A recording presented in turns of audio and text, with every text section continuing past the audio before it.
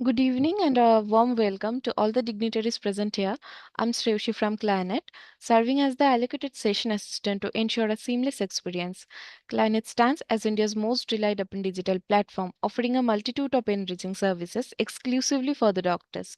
It is with great pride that Clanet serves as the digital partner for this event, hosted by the General Practitioners Association Kerala, and the focus of today's session is gender issues in healthcare practice, how to tackle it. So let's begin today's session, for which I would like to invite Dr. Hamid Ali sir to take over. So please proceed with the talk.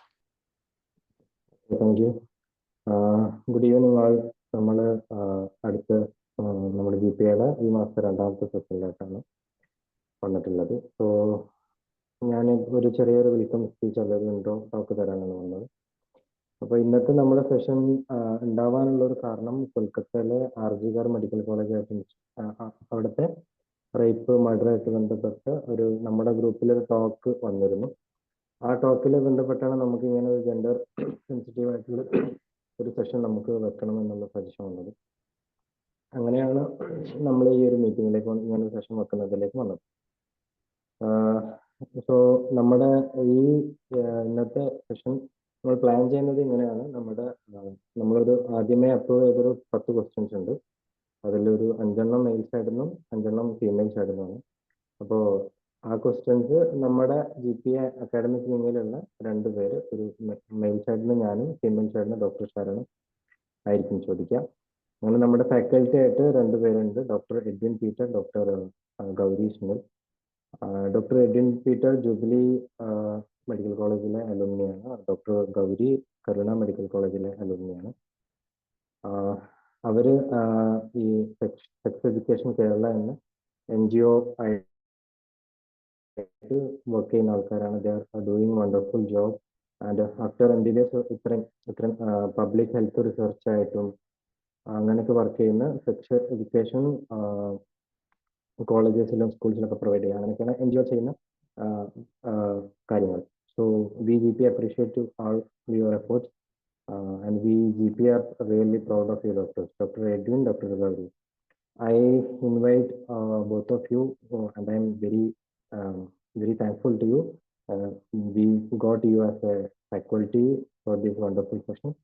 So ഇത് usually നമ്മൾ ചെയ്യുന്ന ഒരു academic session പോലെയല്ല, ഇത് കുറച്ചും കൂടെ non academic but very very relevant to this ഇപ്പോഴത്തെ നമ്മുടെ സമയത്തിന് വളരെ റിലവൻ്റ് ആയിട്ടുള്ളൊരു സെഷനാണ്. So I invite Dr. Edwin Peter and Dr. Gauri Sunil to this session. And then ഈ സെഷൻ പങ്കെടുക്കാൻ വന്ന എല്ലാവർക്കും മറ്റു വാക്കിൽ വെൽക്കം ചെയ്യുന്നു, എല്ലാവരും സ്വാഗതം ചെയ്യുന്നു. ആൻഡ് ഇതിൽ ക്വസ്റ്റ്യൻ ചോദിക്കുക, ഫീമെയിൽ സൈഡിൽ ക്വസ്റ്റ്യൻ ചോദിക്കുക ഡോക്ടർ ഷാരൺ ആണ്. ഡോക്ടർ ഷാരണയും ഞാൻ സ്വാഗതം ചെയ്യുന്നു ഈ സെഷനിലോട്ട്.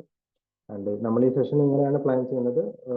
ഇത് കഴിഞ്ഞിട്ട് നമ്മൾ ഡയറക്റ്റ് ക്വസ്റ്റ്യനിലോട്ട് പോകും. അത് കഴിഞ്ഞിട്ട് അതിൻ്റെ 10 ക്വസ്റ്റ്യൻസ് ആണ് നമ്മൾ പ്രീ അപ്രൂവ്ഡ് ആയിട്ടുള്ളത്. അത് ഓരോന്നായിട്ട് ഞാനും ഡോക്ടർ ഷാരണും ഓരോന്ന് ആൾട്ടർനേറ്റീവ് ആയിട്ട് ചോദിക്കും. അതിൻ്റെ ഇടയ്ക്കൊരു 5 ക്വസ്റ്റ്യൻ കഴിഞ്ഞിട്ട് ഡോക്ടർ എഡ്വിൻ അവരുടെ ഫൗണ്ടേഷനുമായി ബന്ധപ്പെട്ട ചെറിയൊരു ഇത് തരും. എന്തൊക്കെയാണ് അവർ ചെയ്യുന്നത്, അവരുടെ ഒരു ചെറിയൊരു ഇൻട്രോ തരും. വീണ്ടും നമ്മൾ ബാക്കി റെസ്റ്റ് ഓഫ് 5 ക്വസ്റ്റ്യൻസ് നമ്മൾ കംപ്ലീറ്റ് ചെയ്യും. അത് കഴിഞ്ഞിട്ട് ജനറൽ Q&A ഉണ്ടാവും. അത് കഴിഞ്ഞിട്ട് വോട്ട് ഓഫ് താങ്ക്സ്. അങ്ങനെയാണ് സെഷൻ നമ്മൾ പ്ലാൻ ചെയ്യുന്നത്. So I invite all of you again.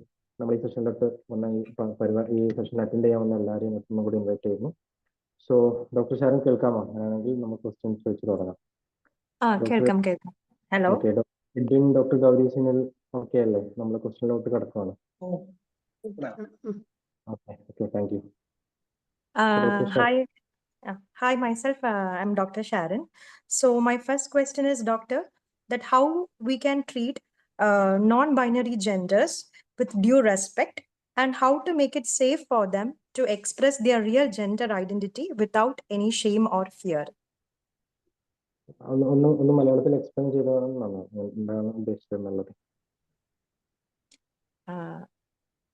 എന്തൊക്കെയാണ് നമ്മളെ അല്ലാത്ത നോൺ ബൈനറി ആയിട്ടുള്ള ജെൻഡേഴ്സ്? നോൺ ബൈനറി ആയിട്ടുള്ള ജെൻഡേഴ്സിനെ നമുക്ക് വിത്ത് ഡ്യൂ റെസ്പെക്റ്റ് ആയിട്ട് എങ്ങനെയൊക്കെ ട്രീറ്റ് ചെയ്യാം, അതുപോലെ തന്നെ അവർക്ക് സേഫ് ആയിട്ട് അവരുടെ ഫീലിങ്സ് അല്ലെങ്കിൽ ജെൻഡർ ഐഡന്റിറ്റിനെ കുറിച്ച് യാതൊരു മടിയും ഇല്ലാണ്ട് അല്ലെങ്കിൽ നാണം ഇല്ലാണ്ട് എങ്ങനെ റിവീൽ ചെയ്യാം എന്നുള്ള, അവരുടെ ഫീലിങ്സ് എങ്ങനെ എക്സ്പ്രസ് ചെയ്യാം എന്നുള്ളതും കൂടെ സേഫ് ആയിട്ട് എക്സ്പ്രസ് ചെയ്യാവുന്നതിനെ പറ്റി ഒന്ന് ഡീറ്റെയിൽ ചെയ്യുക. ഞാൻ ആദ്യം പറഞ്ഞ് സംസാരിച്ചു തുടങ്ങാം, അതിന് ശേഷം ഗൗരിയിലേക്ക് ഈ ക്വസ്റ്റ്യനിലേക്ക് പോവാം.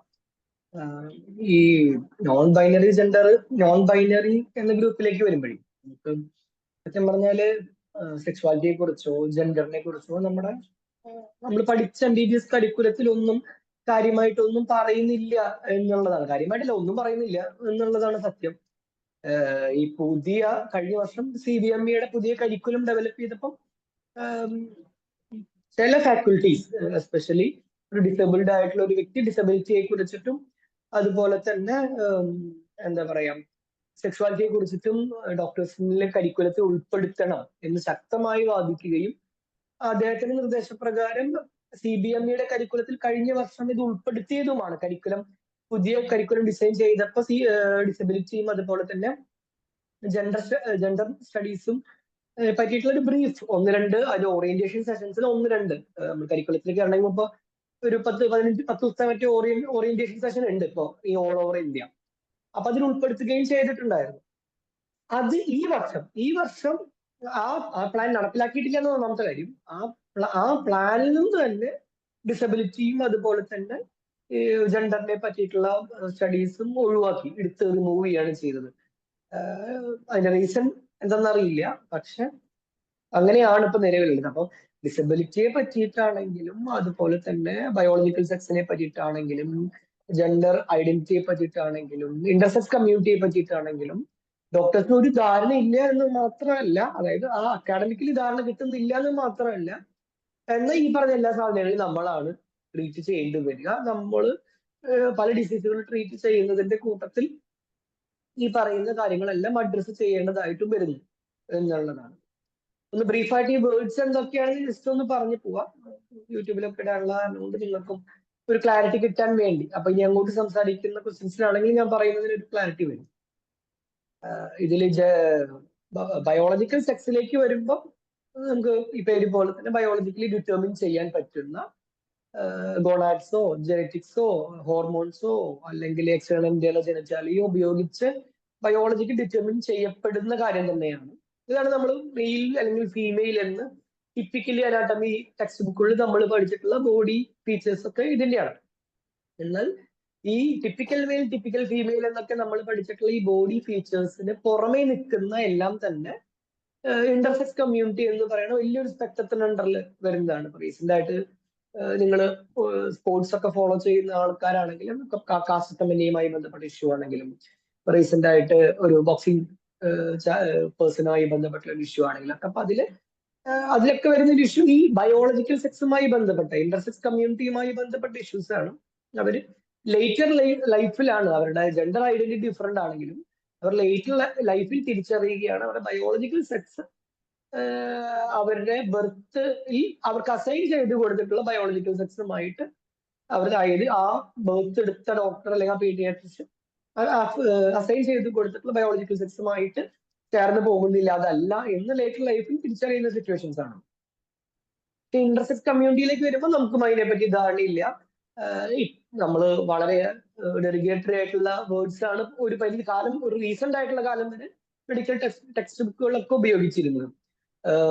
ആംബിഗ്വസ് ജെനിറ്റാലി എന്നോ ഒക്കെയുള്ള നിയമങ്ങളിലാണ് നമ്മൾ വിളിച്ചുകൊണ്ടിരുന്നത്. ഇപ്പൊ അത് കുറെ കൂടെ റീസെന്റ് ഉള്ള ടെക്സ്റ്റ് ബുക്കുകളെല്ലാം കുറച്ചും കൂടെ സെൻസിബിൾ ആവുകയും ഡിഫറൻസ് ഇൻ സെക്ഷൽ ഡെവലപ്മെന്റ് എന്ന രീതിയിലേക്ക് DSD എന്നുള്ള രീതിയിലേക്ക് പേരുകളൊക്കെ മാറുകയും അല്ലെ DSD എന്ന വേർഡോ അല്ലെങ്കിൽ ഇന്റർസെക്സ് എന്നുള്ള വേർഡോ കുറച്ചും കൂടെ കൃത്യമായിട്ട് യൂസ് ചെയ്യാൻ തുടങ്ങി. ഇതൊരു ഡിസീസ്, ഒരു ജെനിറ്റാലിയുടെ സ്ട്രക്ചറിൽ ഒരു വ്യത്യാസം വന്നുകൊണ്ടോ അല്ലെങ്കിൽ ഇന്റർജെനിറ്റാലി ചെറിയൊരു വ്യത്യാസം വന്നുകൊണ്ടോ ഇവരെ ഭയങ്കരമായി പത്തോളജൈസ് ചെയ്യുന്ന എന്തൊക്കെയോ രോഗികളാക്കി മാറ്റുന്ന ഒരു രീതിയിൽ നിന്ന് കുറെ കൂടെ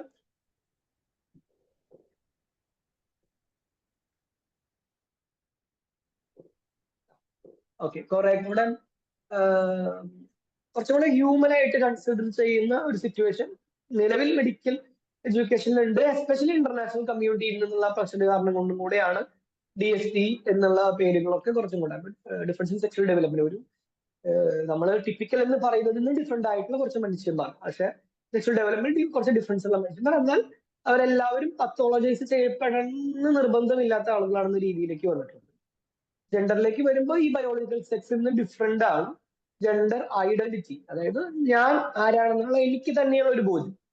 നമ്മൾ ചുമ്മാ ഒന്ന് കണ്ണടച്ച് വെച്ച് ഞാൻ എന്ത് ജെൻഡറിൽപ്പെട്ട ആളാണ് എന്ന് നമുക്ക് ചിന്തിക്കുമ്പോൾ നമുക്ക് തന്നെ ഒരു തോന്നൽ വരുമല്ലോ, ഓക്കെ ഞാൻ മെയിലാണ്, ഞാൻ ഫീമെയിൽ ആണ്, ഞാൻ നോൺ ബൈനറി ആണ്. ഇവിടെയാണ് നിങ്ങൾ പറഞ്ഞ ഇപ്പം ക്വസ്റ്റ്യനിലുള്ള നോൺ ബൈനറി എന്നുള്ള ഒരു വേർഡ് വരുന്നത്. മെയിലോ ഫീമെയിലോ ആയിട്ട് എനിക്ക് സ്വയം റെക്കഗ്നൈസ് ചെയ്യാൻ പറ്റുന്നില്ല. അല്ലെങ്കിൽ മെൻ വുമൺ, കുറച്ചുകൂടി കൃത്യമായിട്ടുള്ള വാക്കുകൾ പറഞ്ഞാൽ മെയിൽ ഫീമെയിൽ എന്നുള്ള കുറെ ഒരു പരിധി വരെ റീസെന്റ് ആയിട്ട് ബയോളജിക്കൽ സെക്സുമായി ബന്ധപ്പെട്ടിട്ടും മെൻ വുമൺ എന്നുള്ള ഐഡന്റിറ്റികളും ജെൻഡറുമായി ബന്ധപ്പെട്ടാണ് കുറെ കൂടെ യൂസ് ചെയ്യുന്നത്. അപ്പോ ഈ മെൻ ആയോ വുമൺ ആയോ എനിക്ക് ഐഡന്റിഫൈ ചെയ്യാൻ പറ്റുന്നില്ല എന്നുള്ള സിറ്റുവേഷൻസ് ആണ് ഈ പറഞ്ഞ ഈ ജെൻഡർ ഐഡന്റിറ്റിയുമായി ബന്ധപ്പെട്ട ഇതിൽ വരുന്നത്. ഇതിൽ തന്നെയാണ് ട്രാൻസ്ജെൻഡർ കമ്മ്യൂണിറ്റിയും വരുന്നത്. ഞാൻ മെന്നായിട്ടാണ് എന്നെ അസൈൻ ചെയ്തത്, പക്ഷെ ഞാൻ വുമൺ ആയിട്ടാണ് ഐഡന്റിഫൈ ചെയ്യുന്നത്. അല്ലെങ്കിൽ വുമൺ ആയിട്ടാണ് അസൈൻ ചെയ്തത്, ഞാൻ മെന്നായിട്ടാണ് ഐഡന്റിഫൈ ചെയ്യുന്നത്. ഇത്തരത്തിലുള്ള ട്രാൻസ്ജെൻഡർ കമ്മ്യൂണിറ്റിയുമായി ബന്ധപ്പെട്ട ജെൻഡർ ഐഡന്റിറ്റികളെല്ലാം ഇതിന് അണ്ടറിലാണ് വരുന്നത്. പിന്നെ ഒന്നാണ് ജെൻഡർ എക്സ്പ്രഷൻ. ഇത് വേറെ തന്നെ ഒരു സാധനമാണ്. ഞാൻ ഇന്നൊരു ജെൻഡറിൽ പെട്ട ആളായതുകൊണ്ട് സൊസൈറ്റി പറയുന്ന അതേപോലെയുള്ള ജെൻഡർ എക്സ്പ്രഷൻസ് ഞാൻ ഫോളോ ചെയ്യണം നിർബന്ധമില്ല. ഇപ്പോ ഇന്ത്യയിൽ ഒരു വുമൺ എക്സ്പ്രസ് ചെയ്യുന്ന പോലെ അല്ല US ഒരു വുമൺ എക്സ്പ്രസ് ചെയ്യാം. അതുപോലെ ആയിരിക്കില്ല ആഫ്രിക്കയിൽ ഒരു വുമൺ എക്സ്പ്രസ് ചെയ്യാം.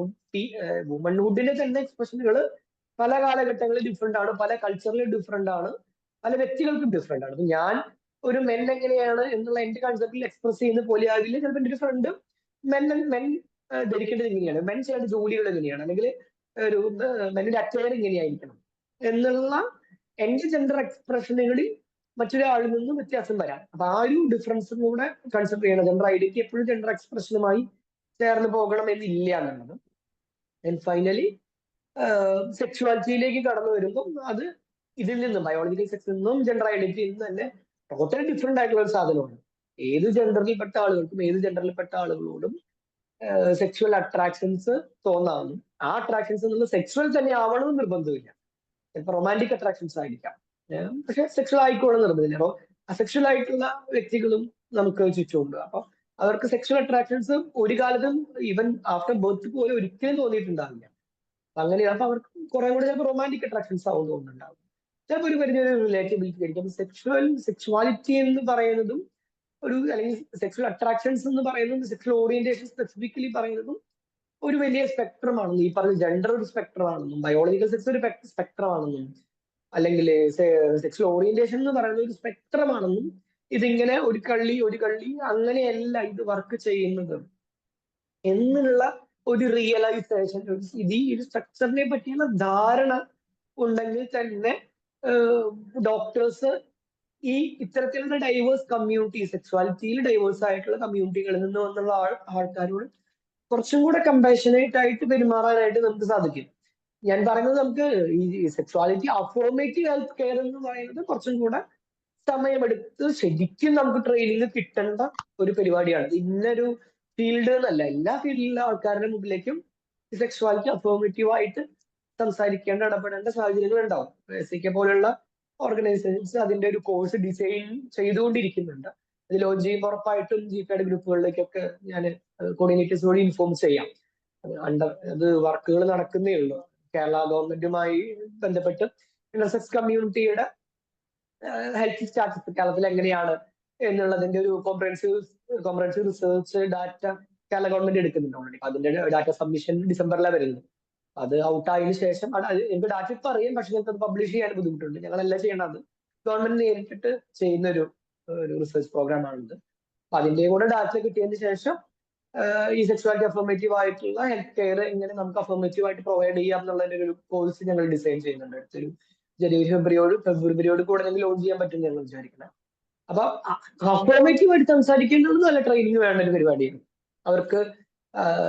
അവർക്കൊരു കോൺഫിഡൻസ് കിട്ടുന്ന രീതിയിൽ സംസാരിക്കാനാണ്. പക്ഷെ നമുക്ക് ഫ്രണ്ട്ലി ആയി പെരുമാറാം, നമുക്ക് മറ്റുള്ളവരെ ദ്രോഹിക്കാതിരിക്കുന്ന രീതിയിൽ പെരുമാറാനായിട്ട് അതിന് ബേസിക് ഹ്യൂമൻ എംപതി മതി. വലിയ ഇവൻ നോളജ് പോലും മിക്കവാറും പ്യുവർനെസ്സിനെ പറ്റിയിട്ടുള്ള നോളജ് പോലും വേണമെന്നില്ല, അല്ലെങ്കിൽ സെക്സ്വാലിറ്റിയെ പറ്റിയിട്ടുള്ള നോളജ് പോലും വേണമെന്നില്ല എന്ന് ഞാൻ അഭിപ്രായപ്പെടുന്നു.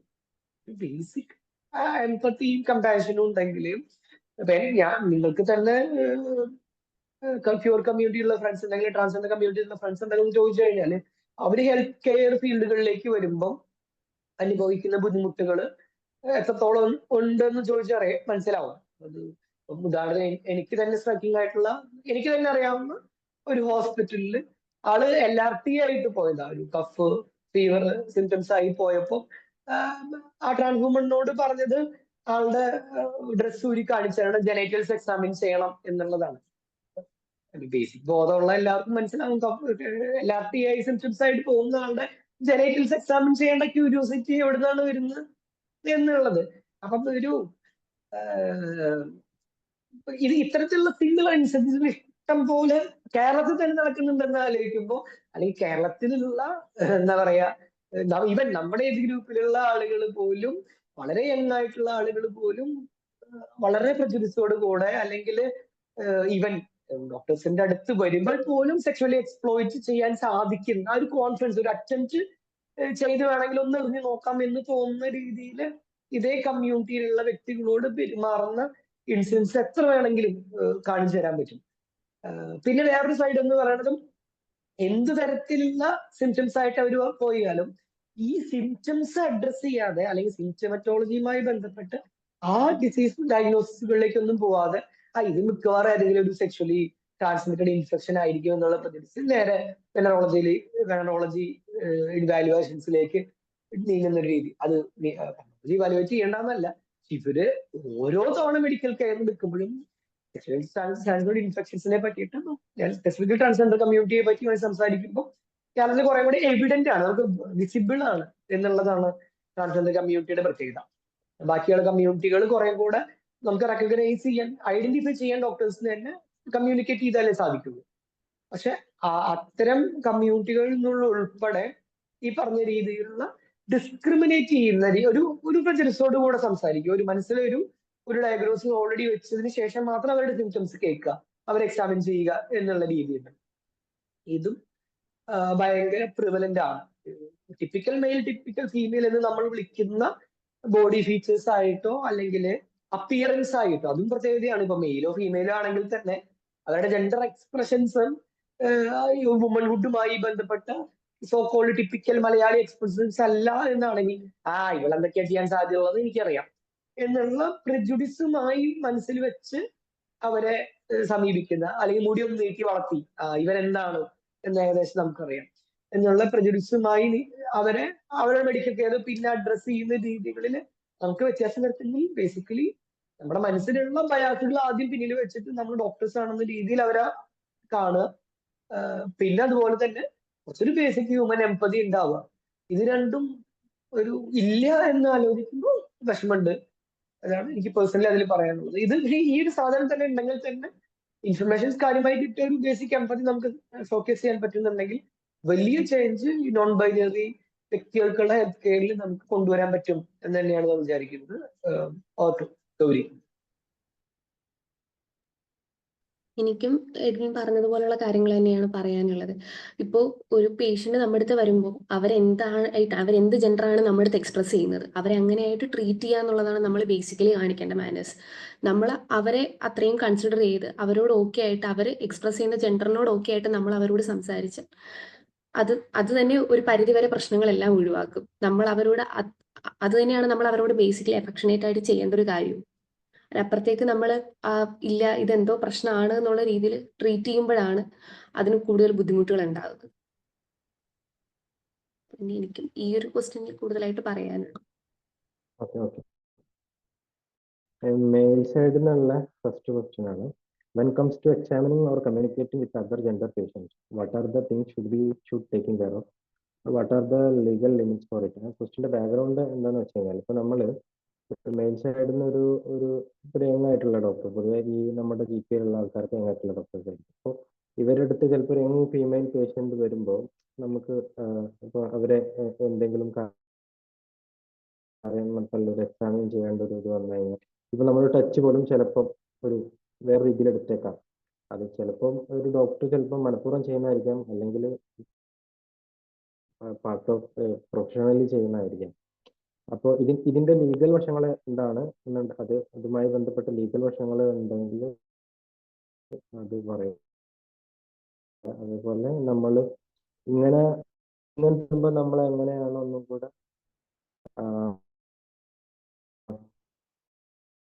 ഇതായിട്ട് ഡീൽ ചെയ്യേണ്ടത്. വോളിയം കുറവാണോ?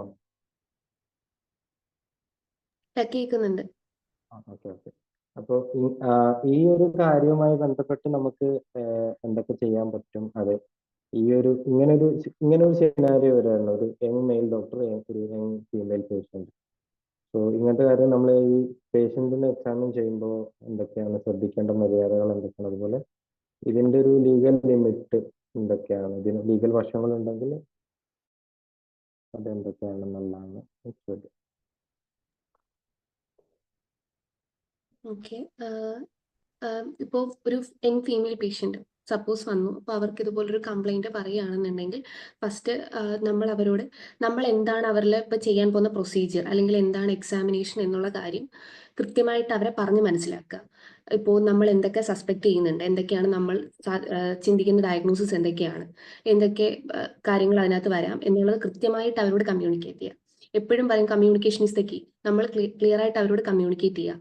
പിന്നെ എക്സാമിൻ ചെയ്യുമ്പോൾ പ്രധാനമായിട്ട് ശ്രദ്ധിക്കേണ്ട കാര്യം, നമ്മളിപ്പോൾ ഫീമെയിൽ പേഷ്യന്റ് വന്നിട്ടുണ്ടെങ്കിൽ അവരുടെ കൂടെ ഫീമെയിൽ ബൈസ്റ്റാൻഡേഴ്സ് ഉണ്ടെങ്കിൽ അവരെ നമ്മുടെ കൂടെ എക്സാമിനേഷൻ റൂമിൽ നമ്മൾ നിർത്തണം. അവരോടും ഇതേ സെയിം കാര്യം നമ്മൾ കമ്മ്യൂണിക്കേറ്റ് ചെയ്യണം, അവരെയും കൂടെ നിർത്തണം. അഥവാ അവരുടെ കൂടെ ഫീമെയിൽ ബൈസ്റ്റാൻഡേഴ്സ് ഇല്ല എന്നുണ്ടെങ്കിൽ നമ്മുടെ കൂടെ ഫീമെയിൽ നഴ്സിംഗ് സ്റ്റാഫ്സ് ഉണ്ടാവും, അവരെയും അതിന്റെ കൂടെ നിർത്തുക എന്നുള്ളതാണ്. ആരെങ്കിലും ഒരാളെ കൂടെ നിർത്തിയിട്ട് വേണം എപ്പോഴും ഒരു യങ് മെയിൽ ആയിട്ടുള്ള ഒരു ഡോക്ടർ അല്ലെങ്കിൽ മെയിൽ ഡോക്ടേഴ്സ് എക്സാമിൻ ചെയ്യുന്ന സമയത്ത് നമ്മൾ മെയിനായിട്ട് ചെയ്യേണ്ട ഒരു കാര്യം. അപ്പോൾ ഇതിന്റെ ലീഗൽ സൈഡ്സ് വരുമ്പോഴും ഇപ്പോൾ സപ്പോസ് അവർക്ക് നമ്മൾ ടച്ച് ചെയ്തത് അല്ലെങ്കിൽ ഇംപ്രോപ്പർ ആയിട്ട്, അല്ലെങ്കിൽ അത് നോട്ട് ഓക്കെ ആണ് അവർക്ക് ഫീൽ ചെയ്തിട്ടുണ്ടെങ്കിൽ അവർ അതിനൊരു കേസ് പോലെ ഒരു മൂവ് ചെയ്യുകയാണെങ്കിലും നമുക്ക് സൈഡിൽ നിന്ന് പറയാൻ ആൾക്കാരുണ്ട്. ഓക്കെ, ഇവര് കണ്ടിട്ടുണ്ട്, ഇവർ നമ്മുടെ കൂടെ നിന്നിട്ടുള്ളൂ. എപ്പോഴും ബെറ്റർ പേഷ്യന്റിന്റെ സൈഡിൽ നിന്നുള്ള ഒരു ബൈസ്റ്റാൻഡറിനെ നമ്മുടെ ഹോസ്പിറ്റൽ സൈഡിൽ നിന്ന് ഒരാളെയും കൂടെ നിർത്തുക എന്നുള്ളതാണ്. അപ്പോൾ കുറച്ചുകൂടി അതിന് ക്ലാരിറ്റി കിട്ടും. കാരണം ലീഗൽ സൈഡ് വരുമ്പോഴും നമുക്ക് കൂടെ സപ്പോർട്ട് ചെയ്യാൻ ആൾക്കാരുണ്ട്. അതാണ് മെയിനായിട്ട് ശ്രദ്ധിക്കേണ്ട കാര്യം. നമ്മൾ ഒറ്റയ്ക്ക് ഒരു പേഷ്യന്റിനെ എക്സാമിൻ ചെയ്യാൻ പാടില്ല എപ്പോഴും. അതാണ് മെയിനായിട്ട് അതിനകത്തുള്ള ഫാക്ടർ. ഗൗരി പറഞ്ഞ സാധനം തന്നെയാണ് എനിക്കും ആഡ് ചെയ്യാനുള്ളത്.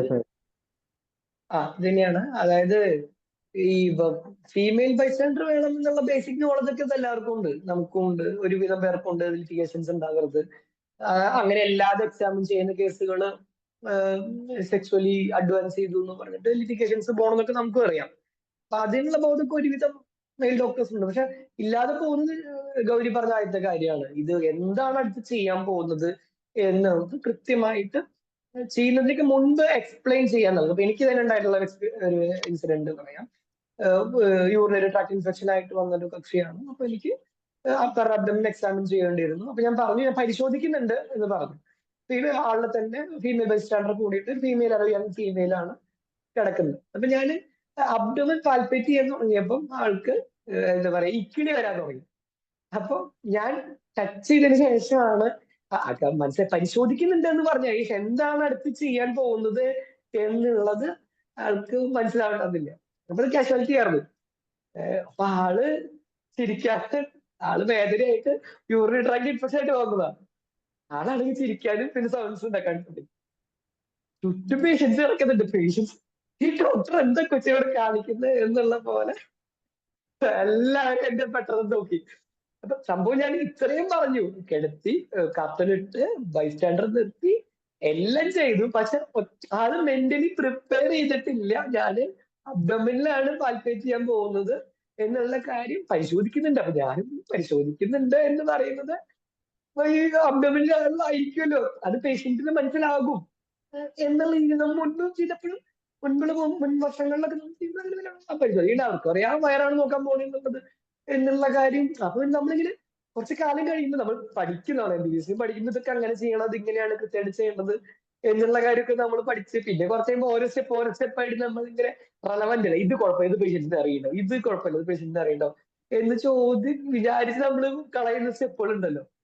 പിന്നെ ഞാൻ വീണ്ടും എല്ലാവരോടും ഞാൻ വയറിൽ ആണ് തൊടാൻ പോകുന്നത്, ഇവിടെ ഇന്ന ഏരിയകളിലായിരിക്കും ടച്ച് ചെയ്യുന്നുണ്ടാവുക എന്ന് പറഞ്ഞിട്ട് ചെയ്യാൻ തുടങ്ങി. കാരണം എന്താ വെച്ചാല് അത് ഭയങ്കര ഓക്വേർഡ് ആയിരുന്നു.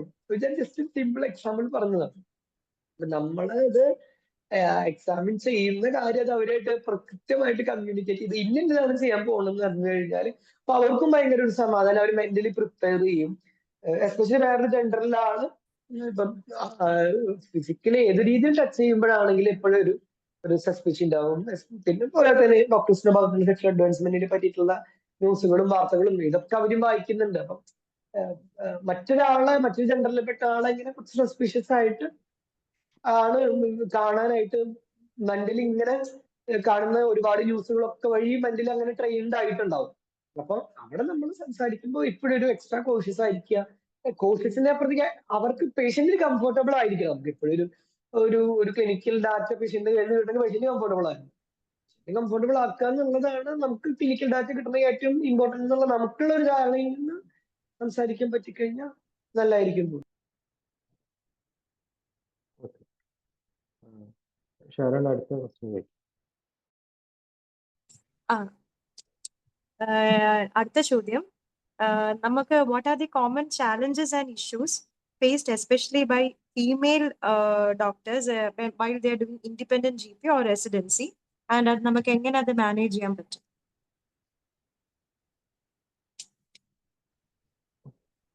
സാധാരണയായിട്ട് വരുന്ന പ്രശ്നങ്ങൾ നമ്മൾ ഫീമെയിൽസ് ഇൻഡിപെൻഡന്റ് ആയിട്ട് വർക്ക് ചെയ്യാൻ പോകുമ്പോഴത്തേക്കും ആൻഡ് അതെങ്ങനെ നമുക്ക് മാനേജ് ചെയ്യാൻ പറ്റും?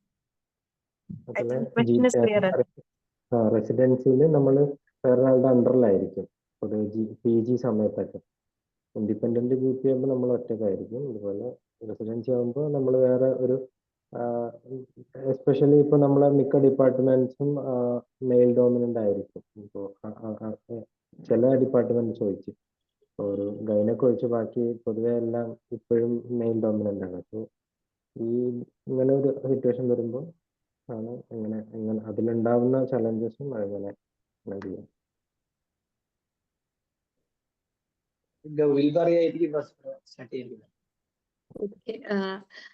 ഇപ്പോ ഞാനിപ്പോ ഇൻഡിപെൻഡന്റ് ആയിട്ട് വർക്ക് ചെയ്യുന്ന ഒരു ഡോക്ടറാണ്. ഞാനിപ്പോ നൈറ്റ് ഷിഫ്റ്റ് എടുക്കുന്ന ഒരു ഡോക്ടറാണ്. അപ്പോൾ എന്നെ സംബന്ധിച്ചിടത്തോളം നൈറ്റ് ഒരുപാട് പ്രശ്നങ്ങൾ വരാറുണ്ട്. കാരണം നൈറ്റ് ടൈമിൽ മിക്കപ്പോഴും ഇവിടെ ഉണ്ടാവുന്ന ഒരു സെക്യൂരിറ്റി ഒഴിച്ചിട്ട് ബാക്കി എല്ലാം ലേഡി സ്റ്റാഫ്സ് ആയിരിക്കും. അപ്പോൾ വരുന്ന പേഷ്യൻസിന് എല്ലാവർക്കും ഓക്കെ ലേഡി ആണ്, അപ്പോൾ ആ ഒരു സാധനത്തോടെയാണ് കുറേ പേര് വരിക. നമ്മൾ എത്ര അവരോട് ക്ലിയർ ആയിട്ട് പേഷ്യന്റെ കണ്ടീഷൻ ഇതാണ്, ഇത്ര ടെസ്റ്റുകൾ ചെയ്യണം, എന്തൊക്കെയാണ് എന്ന് കൃത്യമായിട്ട് പറഞ്ഞാൽ പോലും പലപ്പോഴും അവര് നമ്മളാണെന്ന് കാണുമ്പോൾ ചുമ്മാ ഇറിറ്റേറ്റ് ചെയ്യാനുള്ളൊരു സാധ്യത കൂടുതലാണ്. ഞാനത് കൂടുതലും കണ്ടിട്ടുണ്ട്. കാരണം മോർണിംഗ് ഷിഫ്റ്റിൽ ഇരിക്കുന്ന ഒരു മെയിൽ ഡോക്ടറാണ്. സാറിൻ്റെ അടുത്ത് ഇല്ലാത്ത പ്രശ്നങ്ങൾ എൻ്റെ അടുത്ത് വരുമ്പോൾ ഞാൻ പലയിടത്തും കണ്ടിട്ടുണ്ട്. ഞാൻ ടെസ്റ്റ് ചെയ്യാൻ പറയുമ്പോൾ പോലും പലപ്പോഴും പ്രശ്നങ്ങൾ വന്നിട്ടുണ്ട്. അപ്പം നമ്മൾ ക്ലിയർ ആയിട്ട് കാര്യങ്ങൾ വീണ്ടും കമ്മ്യൂണിക്കേറ്റ് ചെയ്യുക എന്നുള്ളത് തന്നെയാണ് അവിടെയും മെയിനായിട്ട് വരുന്ന ഫാക്ടർ.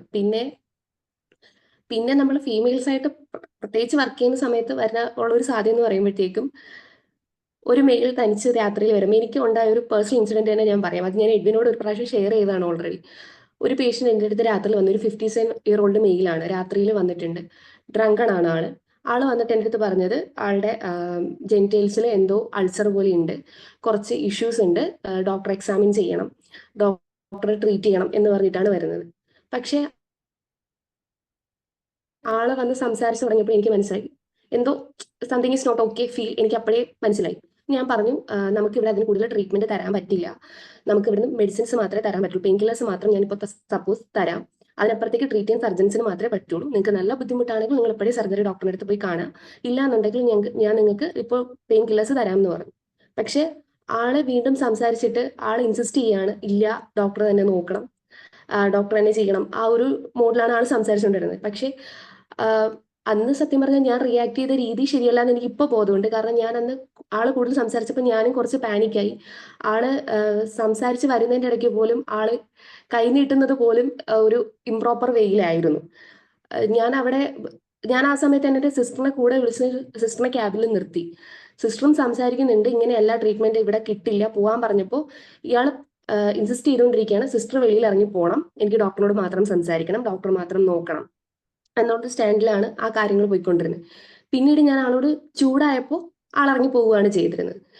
പക്ഷെ പിന്നീട് ഇപ്പോൾ ഞാൻ സംസാരിച്ചപ്പോൾ ഇപ്പോൾ ഞാൻ അതിനെ കുറിച്ച് കൂടുതൽ ഡിസ്കസ് ചെയ്ത് വന്നപ്പോൾ എനിക്ക് മനസ്സിലായ ഒരു സംഭവം എന്താണെന്ന് വെച്ച് കഴിഞ്ഞാൽ, നമ്മൾ കുറച്ചും കൂടെ വൈസായിട്ട് തിങ്ക് ചെയ്യുക എന്നുള്ളതാണ്. ഇത് സംതിങ് റോങ് എന്നുള്ള ഒരു സിറ്റുവേഷൻ വരികയാണെന്നുണ്ടെങ്കിൽ ബെറ്റർ നമ്മൾ പേഷ്യന് അവർ എക്സാമിൻ ചെയ്യണം എന്ന് കൂടുതലായിട്ട് ഇൻസിസ്റ്റ് ചെയ്യുകയാണെന്നുണ്ടെങ്കിൽ നമ്മൾ കാര്യങ്ങൾ പറഞ്ഞ് മനസ്സിലാക്കുക, ഇവർ ട്രീറ്റ്മെന്റ് ചെയ്യാൻ പറ്റില്ല എന്ന് പറയാം. അല്ല, അവർ എക്സാമിൻ ചെയ്യണമെന്ന് പറയുകയാണെങ്കിൽ മെയിൽ ബൈസ്റ്റാൻഡേഴ്സ് ആരെങ്കിലും, അവരുടെ കൂടെ ഉള്ളവർ ആരെങ്കിലും തന്നെ കൂടെ വേണം.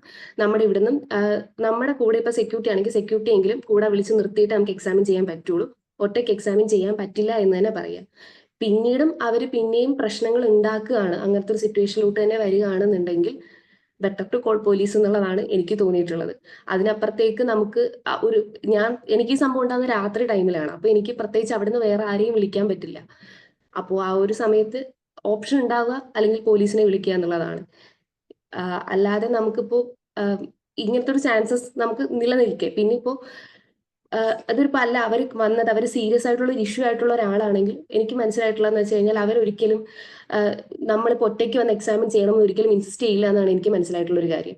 അവരോട് നമ്മളിപ്പോൾ ഒരു ഇഷ്യൂ ആണ്, എൻ്റെ അടുത്ത് വേറെയും പേഷ്യൻസ് വന്നിട്ടുള്ള ഇങ്ങായിട്ടുള്ള വേറെയും പേഷ്യൻസ് വന്നിട്ടുണ്ട്, അവർക്ക് വേറെ കംപ്ലയിൻസ് വന്നിട്ടുണ്ട്. അപ്പോൾ നമ്മൾ വേറെ നമ്മുടെ കൂടെ സിസ്റ്റേഴ്സിനെ അവരുടെ ബൈസ്റ്റാൻഡേഴ്സിനെ നിർത്തി നമ്മൾ എക്സാമിൻ ചെയ്യുമ്പോൾ അവർക്കത് ഓക്കെയാണ്. പക്ഷേ സീരിയസ് അല്ലാതെ ഇവരുടെ തോട്ട് പ്രോസസ്സിൽ ഇതൊരു ചേഞ്ച് ഉണ്ടെങ്കിൽ ബേസിക്കലി നമുക്ക് മനസ്സിലാവും എന്നുള്ളത് തന്നെയാണ് എനിക്ക് മനസ്സിലാവുന്നത്. പിന്നെയും നമുക്ക് എന്തെങ്കിലും കൂടുതൽ ബുദ്ധിമുട്ടായിട്ടുണ്ടെങ്കിൽ നമ്മൾ ലീഗൽ സപ്പോർട്ട് തന്നെ മേടിക്കേണ്ടി വരും എന്ന് തോന്നുന്നുണ്ട്. പിന്നെ ലീഗൽ സൈഡിനെ കുറിച്ച് കൂടുതൽ പറയുകയാണെന്നുണ്ടെങ്കിൽ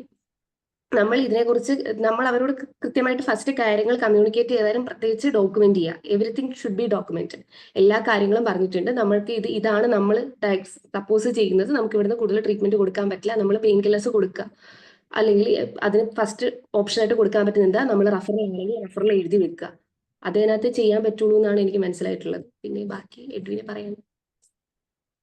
ഇതില് കുറെയൊക്കെ നമുക്ക് ഈ സിമിലർ ഇൻസ്റ്റൻസ് എന്റെ തന്നെ കുറെ ഫ്രണ്ട്സ് എസ്പെഷ്യലി ഇൻഡിപെൻഡന്റ് GP ആയിട്ട് വർക്ക് ചെയ്യുന്ന ആളുകളുടെ അടുത്ത് ഇതൊരു എന്താ പറയാ, പൊതുജനത്തിനൊരു ധാരണ, ഒരു മെഡിക്കൽ കണ്ടീഷൻ റിക്വസ്റ്റ് ചെയ്ത് കഴിഞ്ഞാൽ ഡോക്ടർ ഡിലേ ചെയ്യാൻ പാടില്ല എന്നുള്ള ഓൾറെഡി ധാരണയുള്ളതുകൊണ്ട് ഓൾറെഡി എക്സിബിഷനിസം ഇഷ്ടപ്പെടുന്ന ആളുകൾ അപ്പൊ ഫീമെയിൽ ഇൻഡിപെൻഡന്റ് GPs എവിടെ ഉണ്ട് എന്ന് ഇത് ഒരാളുടെ അടുത്തല്ലേ, ഒരാളുടെ ഗൗരിയുടെ അടുത്ത് വന്ന് പറയാം. അതിലെ നമ്മുടെ ഈ ക്വസ്റ്റ്യൻ ഇതിന്റെ ഒരു ക്വസ്റ്റ്യൻ നമ്മളൊരു അടുത്ത ക്വസ്റ്റ്യൻ ആയിട്ട് വരുന്നുണ്ട് നമ്മുടെ എക്സിബിഷനുമായി ബന്ധപ്പെട്ട്. ഇത് ക്വസ്റ്റ്യൻ വെച്ച് കഴിഞ്ഞാൽ ഇത് നമ്മുടെ ഇപ്പൊ നമ്മുടെ കൊൽക്കത്ത ഇൻസിഡന്റിൽ ഒരു ഫീമെയിൽ ആണ് വിക്ടിം ആയിട്ടുള്ളത്. അപ്പൊ അത് അങ്ങനത്തെ ഇതില്ലേ, നമ്മളൊരു ഇൻഡിപെൻഡന്റ് GP ആയിട്ടും അതുപോലെ റെസിഡന്റ് ആയിട്ടും ഒരു ഫീമെയിൽ നോക്കുമ്പോൾ എപ്പോഴും നമ്മുടെ ഒരു ഗൈനക്ക് ഒഴികെ ബാക്കി എല്ലാ നമ്മുടെ ഡിപ്പാർട്ട്മെന്റ്സും മെയിൽ ഡോമിനന്റ് ആണ് ഇപ്പോഴും. നമ്മളൊരു ഒരു മെഡിക്കൽ കോളേജിലോ അല്ലെങ്കിൽ ഒരു വലിയ ഇൻസ്റ്റിറ്റ്യൂട്ടിലൊക്കെ പോകുമ്പോൾ പൊതുവെ മെയിൽ ഡോമിനന്റ് ആണ്. ഇങ്ങനത്തെ ഒരു സിസ്റ്റത്തിൽ പൊതുവെ ഫീമെയിൽസ് ഫേസ് ചെയ്യുന്ന ഇഷ്യൂസ് അതിനെങ്ങനെ, അപ്പൊ ഈ ഒരു വെളിച്ചത്തിൽ പറയണം. നമ്മുടെ ഈ എക്സിബിഷനുമായി ബന്ധപ്പെട്ട് നമുക്കൊരു ക്വസ്റ്റ്യൻ വരുന്നുണ്ട് ഓൾറെഡി. ഇത് ഇങ്ങനെ നമ്മൾ പൊതുവെ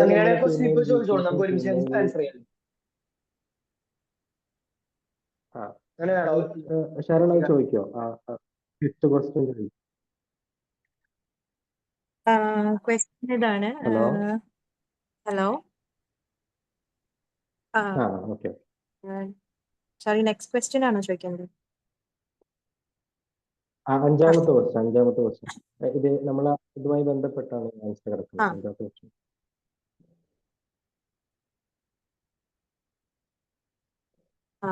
How should a female doctor handle a male patient request for genital examination when there are concerns about exhibitionism? Though the request might also be genuine, could refusal be considered as a negligence? And what approach ensures professional boundaries and patient care? ഇതിൽ ക്വസ്റ്റ്യനിൽ തന്നെയുള്ള ഒരു പ്രശ്നം എന്ന് വെച്ചാൽ refusal negligence ആയിട്ട് consider ചെയ്യില്ല. അത് തെറ്റിദ്ധാരണയാണ്. മെഡിക്കൽ എമർജൻസികളിൽ നമുക്ക് റെഫ്യൂസൽ ചെയ്യാൻ പാടില്ല എന്നേ ഉള്ളൂ. ഡോക്ടർക്ക് അവരുടെ പേഷ്യന്റിനെ ചൂസ് ചെയ്യാനുള്ള എല്ലാവിധ റൈറ്റും ഉണ്ട്. ആ പേഷ്യന്റിനെ എക്കണോമിക് ലോസ് ഉണ്ടാക്കരുത്. പേഷ്യന്റ് ടോക്കൺ എടുത്തു, ഞാൻ ടോക്കൺ കാശ് തിരിച്ചു തരില്ല, ഞാൻ കാണില്ല. അത് നടക്കില്ല. അതല്ലാത്ത പക്ഷം അപ്പൊ ആൾക്ക് നമുക്ക് കൺസ്യൂമർ കോർട്ട്, കൺസ്യൂമർ ആക്ട് വഴി ആൾക്ക് മൂവ് ചെയ്യാൻ പറ്റും. പക്ഷെ ഞാനൊരു പേഷ്യന്റിനെ കാണുന്നില്ല, അത് പല കാരണങ്ങളായി. ആൾ ഡ്രങ്ക് ആണ്, ഡ്രങ്ക് ആയിട്ടുള്ള ഒരാളെ കാണാൻ എനിക്ക് താല്പര്യമില്ല. Due to security reason night ഒരു ഫീമെയില് ഒറ്റയ്ക്ക് ഇരിക്കുന്ന, ഒരു ഇൻഡിപെൻഡന്റ് ജീപ്പ് ആയിട്ട് ഇരിക്കുന്ന സിറ്റുവേഷൻസ് ആണ്. ഡ്രങ്ക് ആയിട്ടുള്ള ഒരു ഫീമെയിൽ വരുന്നത്, അല്ലെങ്കിൽ വേറെ ഏതെങ്കിലും നാർക്കോട്ടിക്സ് യൂസ് ചെയ്തിട്ടുള്ള ആളാണ് എനിക്ക് സംശയമുണ്ട്. എനിക്ക് അത്തരം വ്യക്തികളെ കാണുന്നത് സേഫ് ആയിട്ട് തോന്നുന്നില്ല എന്നാണെങ്കിൽ എനിക്ക് തോന്നുന്നത് സേഫ് അല്ല, അത്രേ ഉള്ളൂ. അതില് വേറെ ലീഗലിസം ഒന്നുമില്ല. ആള് ഒരു മെഡിക്കൽ എമർജൻസി അല്ലാത്ത പക്ഷം എനിക്ക് ആളെ റിഫ്യൂസ് ചെയ്യാനും പറ്റും, വേറൊരു സ്ഥലത്തേക്ക് വിടാനും പറ്റും. അതിൽ വേറെ എക്കണോമിക് ആയിട്ടുള്ള എക്സ്പ്ലോയിറ്റേഷൻസ് ഒന്നും നടക്കുന്നില്ല എന്നാണ്. അവർക്ക് യാതൊരു ഗ്രൗണ്ടും ഇല്ല അതില്. മെഡിക്കൽ നെഗ്ലിജൻസ് ക്ലെയിം ചെയ്യാനുള്ള ഗ്രൗണ്ട് ഒന്നും ഇല്ല. അത് നമ്മുടെ അവകാശങ്ങളെ പറ്റി നമുക്കൊരു ബോധം ഉണ്ടാവുന്നുള്ളതാണ്. രാജസ്ഥാൻ മെഡിക്കൽ കോളേജിൽ ഇഷ്യൂ വേറെ തന്നെ ഡിഫറെന്റ് ആയിട്ടുള്ള ഒരു ഇഷ്യൂ ആണ്. അതൊരു പണിഷ്മെന്റ് റേപ്പ് പോലെ നടന്നിട്ടുള്ള ഒരു ഇൻസിഡന്റും ഒരു ഗ്യാങ് റേപ്പ് പോലെയുള്ള ഇൻസിഡന്റും ആണ്. ഇവൻ അത് പ്രൂവൺ അല്ല എന്നാണെങ്കിൽ പോലും, പ്രൂവൺ അല്ല, ഐഡന്റിഫൈ ചെയ്ത് പോലും ഇല്ല.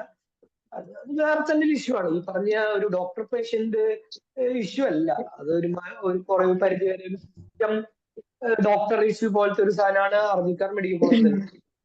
പേഷ്യൻസിന്റെ സൈഡിലേക്ക് വരുമ്പോൾ നമുക്ക് റെഫ്യൂസ് ചെയ്യാന്നുള്ളത്. രണ്ട്, സെക്യൂരിറ്റി നമ്മളിപ്പോ ഇൻഡിപെൻഡന്റ് GPs എസ്പെഷ്യലി നമുക്ക് ഹെൽപ്പ് കോൾ ചെയ്യാൻ പറ്റാത്ത സമയങ്ങളിൽ, രാത്രി പോലെയുള്ള അവൈലബിൾ ആൾക്കാർ കുറവായിരിക്കും. എന്തെങ്കിലും ഒരു അറ്റാക്ക് ഉണ്ടായി കഴിഞ്ഞാൽ നമുക്ക് തടയാൻ ബുദ്ധിമുട്ടാണ്. കോൾ പോലീസ് എന്നൊക്കെ പറഞ്ഞാൽ പറയുമ്പോൾ എളുപ്പമാണെങ്കിലും അവർ അത്തരം ഒരു സൈറ്റിലേക്ക് എത്താനൊക്കെ ഉള്ള ഡിലേ ഭയങ്കര കൂടുതലായിരിക്കും. അപ്പൊ അത്തരം ഇൻസിഡന്റുകൾ അഡ്വാൻസ്മെന്റ് ഉണ്ടായി കഴിഞ്ഞാൽ എനിക്ക് സേഫ്റ്റി കുറവാണ് എന്നുള്ള സ്ഥലങ്ങളിൽ അവിടെ മാനേജ്മെന്റ് ആയിട്ട് നമ്മൾ സംസാരിക്കണം. ഉറപ്പായിട്ട് സംസാരിച്ച് ഒരു സെക്യൂരിറ്റി നമുക്ക് സേഫ് ആയിട്ട് നമ്മുടെ ജോലി എടുക്കാൻ പറ്റുന്ന രീതിയിലുള്ള ഒരു സെക്യൂരിറ്റി അവിടെ ഉണ്ട് എന്നുള്ള കാര്യം ഉറപ്പാക്കുക. ഇത്തരം സസ്പീഷ്യസ് ആയിട്ടുള്ള സിറ്റുവേഷൻസ് ഉണ്ടാവുമ്പോൾ ആ സെക്യൂരിറ്റിയെ നമ്മുടെ കൂടെ നിർത്തുക. ഇപ്പൊ പേഷ്യന്റുമായിട്ട് ബൈസ്റ്റാൻഡർ ആയിട്ട് പ്രോപ്പറായി കമ്മ്യൂണിക്കേറ്റ് ചെയ്ത് സെക്യൂരിറ്റി നമ്മുടെ കൂടെ നിർത്തുക എന്നുള്ളതൊക്കെ നമുക്ക് ചെയ്യാവുന്നുള്ളൂ. പിന്നെ ശരിക്കും ട്രീറ്റ്മെന്റ് വേണ്ട ആൾക്കാർക്ക് ഒരു സെക്യൂരിറ്റി കൂടെ അക്കമ്പനി ചെയ്യുന്നുണ്ട്, അല്ലെങ്കിൽ ഒരു പരിസരങ്ങളിൽ സെക്യൂരിറ്റി നിൽക്കുന്നുണ്ട് എന്നുള്ളത് അത്ര ഇറിറ്റേറ്റിംഗ് ആയി തോന്നുന്ന കാര്യമില്ല. ഇപ്പം എന്റെ അനുഭവം അല്ല, എന്റെ ഒരു അനുഭവത്തിൽ നിന്ന് അത്ര ഇഷ്യൂസ് ഉണ്ടാവുന്നില്ല. ഇത് മിക്കവാറും എക്സിബിഷനിസത്തിന് വേണ്ടിയിട്ടോ അല്ലെങ്കിൽ ഒരു ഫീമെയിൽ മെഡിക്കൽ പ്രാക്ടീഷനെ കൊണ്ട് ജനൈറ്റൽസ് ടച്ച് ചെയ്യിക്കാൻ വേണ്ടിയിട്ടുള്ള ആ ഒരു ഇന്റൻഷന്റെ പുറത്ത് ഇത്തരം ഇൻസിഡൻസ് ആള് മാത്രമായിരിക്കും. എന്റെ തന്നെ ഫ്രണ്ട് സർക്കിളുകളിലുള്ള ഒരുപാട് ഇൻഡിപെൻഡൻസ് GPs സിമിലർ സെയിം എക്സ്പീരിയൻസുകൾ കമന്റ് ചെയ്യുമ്പോഴാണ് നമുക്ക് ഏകദേശം അതിന്റെ ഒരു എത്ര കോമൺ ആണ് ഇതെന്ന് മനസ്സിലാവുക. എന്ന് മാത്രമല്ല ഈ ഇൻസിഡന്റ് ചെയ്യുന്ന ആള് മുമ്പ് ഒരു സ്ഥലത്ത് ഇത് ചെയ്ത് പരിചയമുള്ളത് കൊണ്ടായിരിക്കും ജനറൽസ് എക്സാമിൻ ചെയ്യണം എന്ന് പറഞ്ഞിട്ട് വന്നിട്ടുണ്ടാവുക. ഇതേ സാധനം തന്നെ വേറെ തൊട്ടടുത്തുള്ള വേറൊരു ഇൻഡിപെൻഡന്റ് GP ഇരിക്കുന്ന ആളുടെ അടുത്ത് പോയി ചെയ്യും. ഒരാളുടെ അടുത്ത് വന്ന് ഒരു സമയം ചെയ്യുന്നുള്ളൂ. പക്ഷെ മറ്റാളുടെ അടുത്ത് പോയിട്ട് ഇതിങ്ങനെ മൾട്ടിപ്പിൾ ആൾക്കാരുടെ അടുത്ത് പോയി, മൾട്ടിപ്പിൾ ഇൻഡിപെൻഡന്റ് GPസിന്റെ അടുത്ത് പോയിട്ട് ഇതേ ബിഹേവിയർ കാണിക്കാനുള്ള സാധ്യത കൂടുതലാണ്. അവരെന്തുകൊണ്ട് ഇതിങ്ങനെ ചെയ്യുന്നു, അവരിങ്ങനെ ചെയ്യാൻ സാധ്യത എന്തായിരിക്കും, ഇത് നമുക്ക് അറിയേണ്ട ആവശ്യമില്ല. നമ്മളെ സംബന്ധിച്ച് നമ്മുടെ സെക്യൂരിറ്റിയും നമ്മുടെ ആണ് ഏറ്റവും വലിയ പ്രശ്നം. എനിക്ക് പേഷ്യന്റിനെ ചൂസ് ചെയ്യാനുള്ള ഒരു റൈറ്റുമാണ് നമ്മൾ അവിടെ കൺസിഡർ ചെയ്യേണ്ടത്. നമ്മൾ സേഫ് ആക്കാനുള്ള കാര്യങ്ങൾ ആദ്യം നോക്കുക, ഉറപ്പായിട്ടും നമ്മൾ ചെയ്യുക. പിന്നെ ഞാനത് പേഷ്യന്റിനെ വില്ലിങ് അല്ലാതാണ് കൃത്യമായിട്ട് പറഞ്ഞ് മനസ്സിലാക്കാം എന്തുകൊണ്ട് ഇപ്പൊ എനിക്ക് ചെയ്യാൻ സാധിക്കില്ല എന്നുള്ളത് കമ്മ്യൂണിക്കേറ്റ് ചെയ്യാം.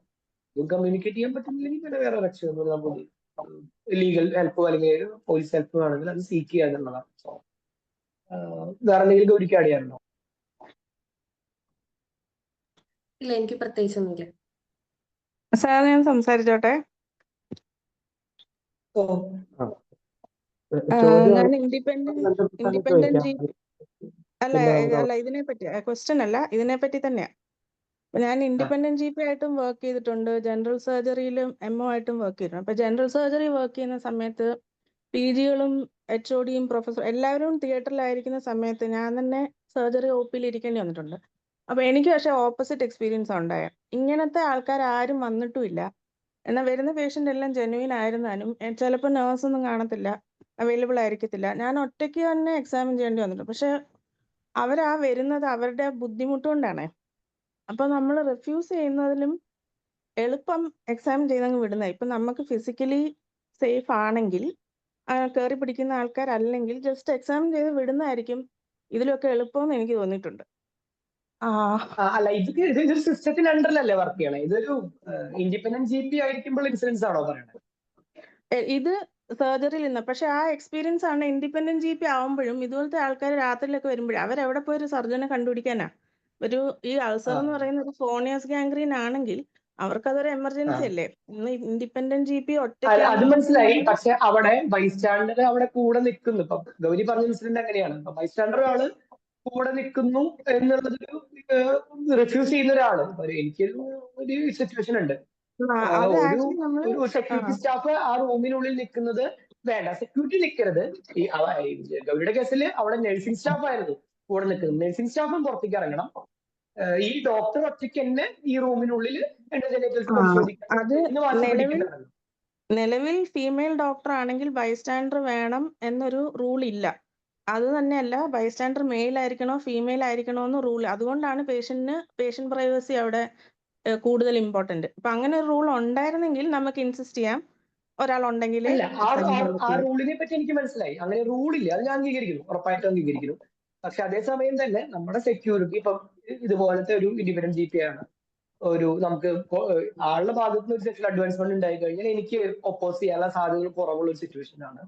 അവിടെ നമ്മുടെ സെക്യൂരിറ്റി ഒരാൾ പ്രയോറിറ്റൈസ് ചെയ്യാനായിട്ട് അയാൾ ഡിസൈഡ് ചെയ്യുകയാണെങ്കിൽ ഉറപ്പായിട്ട് ഞാൻ കോൺഫിഡന്റ് ആണ്, ഞാൻ എക്സാമിൻ ചെയ്യാൻ റെഡിയാണ്, എനിക്ക് സെക്യൂരിറ്റി വേറെ ഇഷ്യൂസ് ഒന്നുമില്ല. അങ്ങനെയാണ് ഈ പറഞ്ഞ പോലെ നമുക്കത് റെഫ്യൂസൽ ചെയ്യണ്ട, ഒരു കുഴപ്പമില്ല. പക്ഷെ ആ വ്യക്തിയുടെ സിറ്റുവേഷൻ അങ്ങനെയല്ല. സെക്യൂരിറ്റി കൺസേൺ അവർ വ്യക്തിക്ക് അറിയാലോ, ഇൻഡിപെൻഡന്റ് GP ആയിട്ട് ഇപ്പൊ പാലക്കാടിന്റെ ഒരു റൂറൽ ഏരിയയിൽ ഇരിക്കുന്ന ഒരാളെ സംബന്ധിച്ച് ആൾക്ക് അറിയുണ്ടാവും ഇവിടെ ഒരു സെക്ഷൽ അഡ്വാൻസ്മെന്റ് നടന്നു കഴിഞ്ഞാൽ എനിക്ക് അതിലെതിർത്ത് നിൽക്കാൻ ബുദ്ധിമുട്ടാണ്, അല്ലെങ്കിൽ ഒരു സെക്യൂരിറ്റി ഇഷ്യൂസ് കാര്യമായിട്ടുണ്ട്, അങ്ങനെയുള്ള ഒറ്റപ്പെട്ട ഒരു സ്ഥലത്താണ് നിൽക്കുന്നത് എന്നുണ്ടെങ്കിൽ അവിടെ റെഫ്യൂസൽ ചെയ്യണമെങ്കിൽ ചെയ്യാം എന്നാണ് ഞാൻ പറഞ്ഞത്. അതിന് ലീഗൽ ഇഷ്യൂസ് അവിടെ ഇല്ല. അവിടെ മെഡിക്കൽ നെഗ്ലിജൻസ് ആൾക്ക് പോയി ക്ലെയിം ചെയ്യാനൊന്നും പറ്റില്ല. ഉറപ്പായിട്ടും എനിക്കൊരു സർവീസ് പ്രൊവൈഡ് ചെയ്യാൻ പറ്റുന്നുണ്ടെങ്കിൽ ഞാൻ എന്തുകൊണ്ട് വേണ്ടെന്ന് വെക്കണം, അതിന്റെ ആവശ്യമില്ല. അത് ഞാൻ അംഗീകരിക്കുന്നു. അത് പറഞ്ഞപ്പോ ലോജിക്ക് എനിക്ക് കിട്ടി.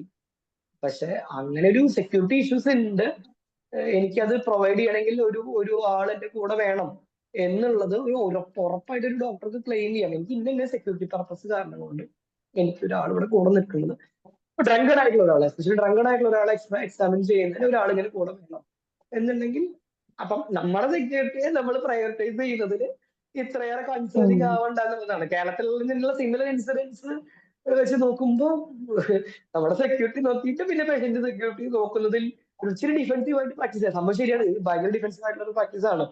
പക്ഷെ അങ്ങനെ ചെയ്യുന്നതിൽ നിലവിലെ സാഹചര്യങ്ങളിൽ എന്റെ വ്യക്തിപരമായ അഭിപ്രായത്തിൽ ഞാൻ എതിർപ്പ് പറയാൻ ബുദ്ധിമുട്ടാണ്. എന്ന് തോന്നണേ ശരിയാണ്. അല്ല ശരം കണ്ടു. അതെ, അല്ല ഞാൻ പറയാന്ന് വെച്ച് കഴിഞ്ഞാൽ ഞാൻ ഈ പറഞ്ഞതുപോലെ ഇൻഡിപെൻഡന്റ് ആവുന്നതിന് മുമ്പ് ഞാൻ വർക്ക് ചെയ്തിരുന്നത് എന്റെ കോളേജിൽ തന്നെ കാഷ്വാലിറ്റിയിലായിരുന്നു വർക്ക് ചെയ്തിരുന്നത്. ആ സമയത്ത് സീരിയസ് ആയിട്ടുള്ള പ്രശ്നങ്ങൾ ടോർഷൻ ടെസ്റ്റിസ് ആയിട്ടൊക്കെ പേഷ്യൻസ് വന്നിട്ടുണ്ട്. പക്ഷെ ആ സമയത്ത് നമുക്ക് എക്സാമിൻ ചെയ്യുമ്പോൾ അത് കാഷ്വാലിറ്റി ആണ്, ഓപ്പൺ സ്പേസ് ആണ്. നമുക്ക് അവിടെ നിന്നിട്ട് നമുക്ക് അതിന്റെ കൂടുതൽ ബൈസ്റ്റാൻഡേഴ്സ് ആരെങ്കിലും ഉണ്ടെങ്കിൽ നമുക്ക് എക്സാമിൻ ചെയ്യുന്നതിന് എനിക്ക് പ്രശ്നം തോന്നിയിട്ടില്ല. കാരണം നമുക്ക് വിളിക്കാൻ അവിടെ സർജൻസ് ഉണ്ട്, വിളിച്ചു കഴിഞ്ഞാൽ ആൾക്കാരുണ്ട് എന്നുള്ളൊരു സാധനം ഉണ്ട്. പക്ഷെ എനിക്ക് അവിടുന്ന് വന്നിട്ട് നേരെ ഇവിടെ വന്നപ്പോൾ ആ സാധനത്തിൽ ഒരു സംതിങ് റോങ് എന്നുള്ളൊരു ഫീൽ എനിക്ക് അപ്പൊ തന്നെ കിട്ടി എന്നുള്ളതാണ്. കാരണം ആള് സംസാരിക്കുമ്പോൾ പോലും ഇടുന്ന ഗസ്റ്റേഴ്സ് ആൾക്ക് നമ്മുടെ ബോഡിയിൽ ടച്ച് ചെയ്യണം എന്നുള്ളൊരു മൂഡിലായിരുന്നു. അത് വന്ന് തുടങ്ങുമ്പോൾ തന്നെ നമുക്ക് അത് ശരിയല്ല എന്നുള്ള സാധനം മനസ്സിലാവുന്നുണ്ട്. അതുകൊണ്ടാണ് ഞാൻ അതിനെ കൂടുതലും റെഫ്യൂസ് ചെയ്യാനുണ്ടായ കാരണം. നമുക്കത് അല്ല കുഴപ്പമില്ല എന്ന് തോന്നുന്നൊരു സിറ്റുവേഷനിലാണ് ഉറപ്പായിട്ടും ഞാൻ എക്സാമിൻ ചെയ്തേനെ. പക്ഷെ ഇതല്ല, എനിക്ക് ആളുടെ ഓരോ സംസാരത്തിലും വ്യക്തമായിരുന്നു ആൾക്ക് സിവിയർ ആയിട്ടൊരു റീസൺ ഇല്ല, ആളത് എന്തോ ഇൻസിസ്റ്റ് ചെയ്തിട്ട് വന്നതാണ് എന്നുള്ളത് എനിക്ക് ഉറപ്പായിരുന്നു. അതുകൊണ്ടാണ് ഞാൻ റെഫ്യൂസ് ചെയ്യാൻ ഉണ്ടായ റീസൺ.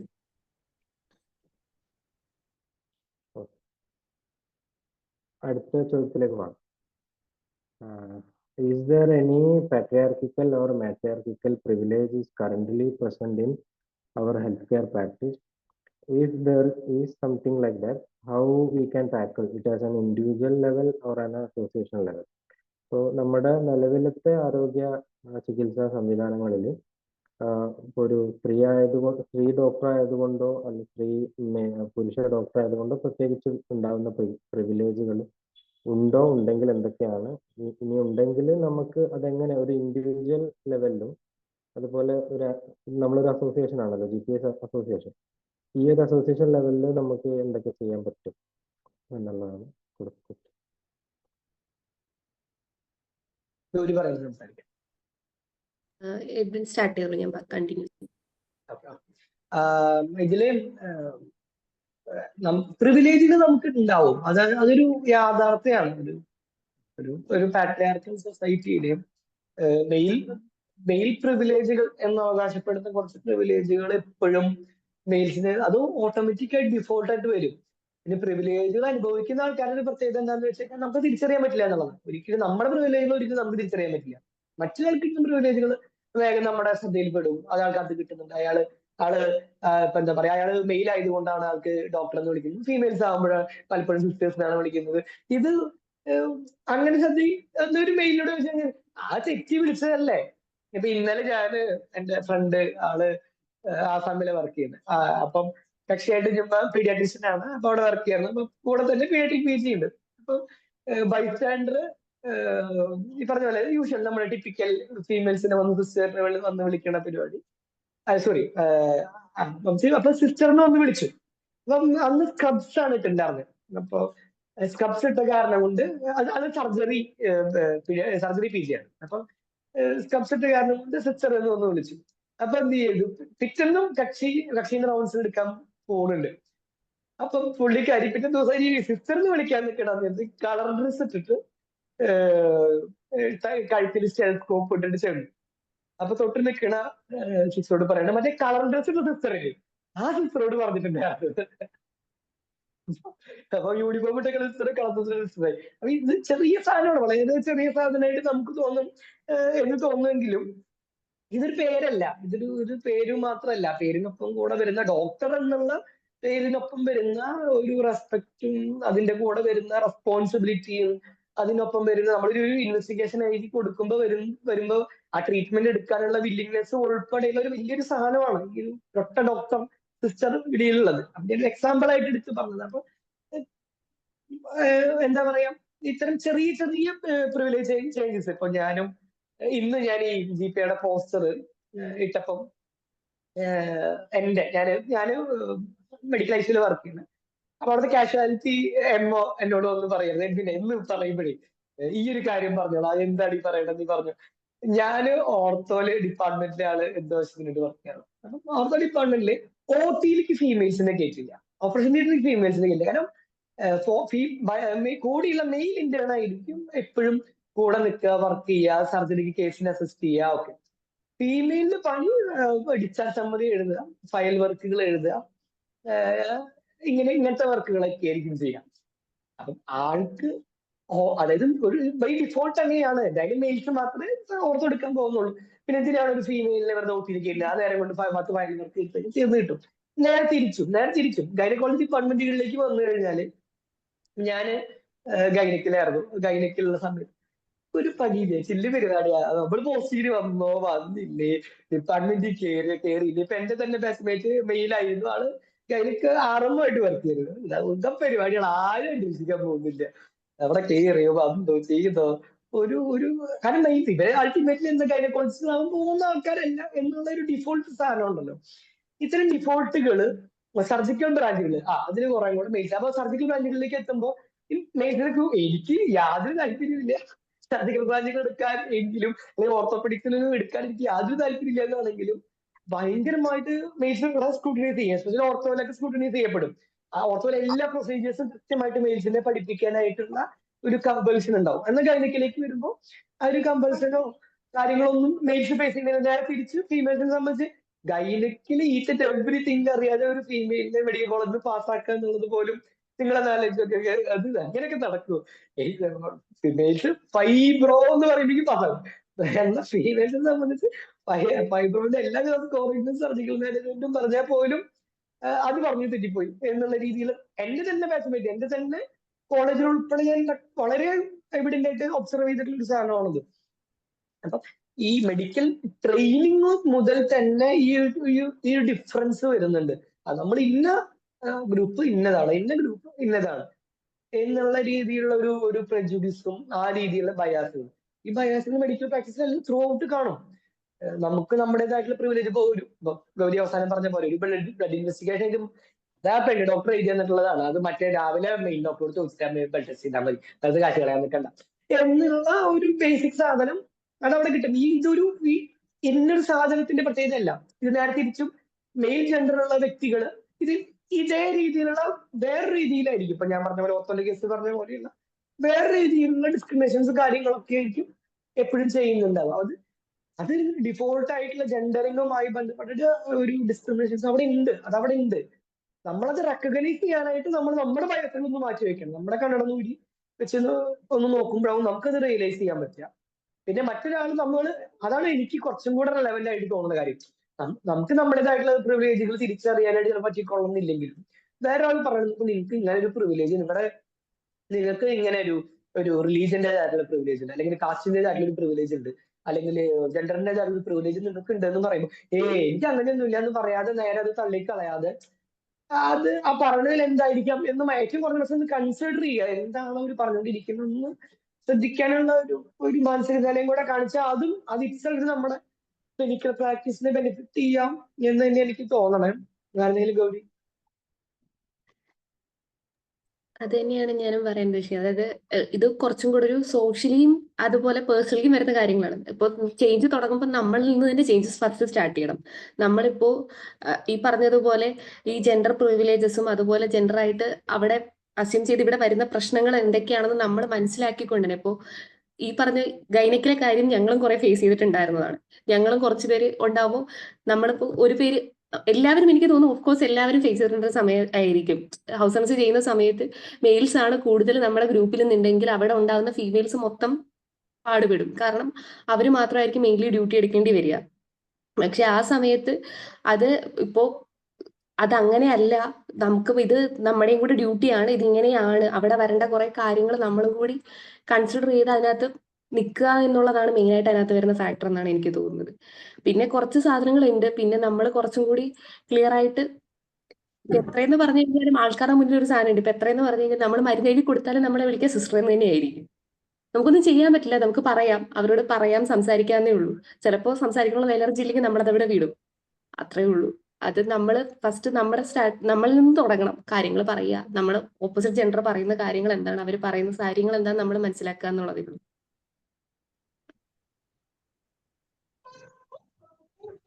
ഇനി SEK-നെ കുറിച്ച് നിങ്ങളുടെ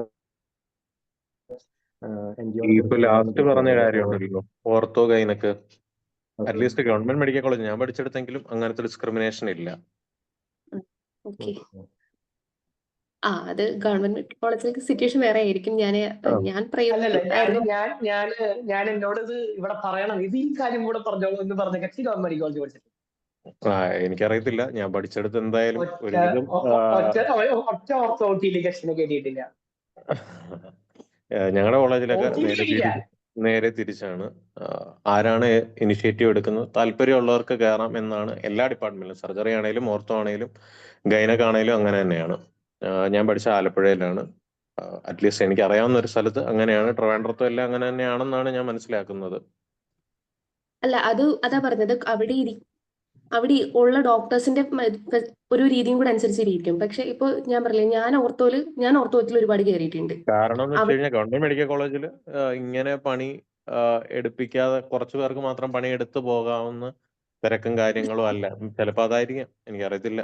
എന്തായാലും അവിടെ യാതൊരു തരത്തിലുള്ള ഈ കാര്യത്തിലെങ്കിലും ഡിസ്ക്രിമിനേഷൻ ഇല്ല. ഗൈനക്കാണേലും സർജറി ആണേലും ഓർത്തോ ആണേലും. പറഞ്ഞില്ലേ വേണ്ടത്. അതായത് പിന്നെ അത് പണി എടുപ്പിക്കാതിരിക്കുകയല്ല ചെയ്യുക. അതിലും ഡിഫറൻസ് ഉണ്ട്. പണി ഉണ്ടാവും. അല്ല, പണി എന്ന് പറഞ്ഞാൽ OT-യിൽ അസിസ്റ്റ് ചെയ്യുന്നതിന്റെ കാര്യം തന്നെയാണ് ഞാൻ പറഞ്ഞത്. അതാണ് ക്ലിനിക്കൽ വർക്ക് ആര് ചെയ്യണം എന്നുള്ളിടത്താണ് കുറെ കൂടെ എനിക്ക് ഈ ഇൻസിഡന്റ് മാത്രമല്ല, ഇതല്ലാതെ എനിക്ക് വേറെ ഫീഡ്ബാക്കുകൾ നമുക്ക് കിട്ടിയപ്പോൾ ഈ ക്ലിനിക്കൽ വർക്ക് ആര് ചെയ്യണം എന്നുള്ളിടത്താണ് ഈ പലപ്പോഴും ഡിസ്ക്രിമിനേഷൻ. ഞാനൊരു എക്സാമ്പിൾ ആയിട്ട് എടുത്ത് പറഞ്ഞില്ല എന്ന രീതിയിലല്ല. അല്ല, അത് പിന്നെ വേറൊരു കാര്യം കൂടെ ഉണ്ട്. ഇപ്പോ ഞാൻ പഠിച്ചത് കരുണ മെഡിക്കൽ കോളേജിലാണ്. പാലക്കാടിന്റെ ഒരു റൂറൽ ഏരിയയിലാണ് എന്റെ കോളേജ്. അവിടെ വരുന്നതെന്ന് വെച്ച് കഴിഞ്ഞാൽ സാധാരണക്കാരായിട്ടുള്ള കുറെയൊക്കെ റിലീജിയസ് ആയിട്ടുള്ള കുറെ ആൾക്കാരായിരിക്കും വരിക.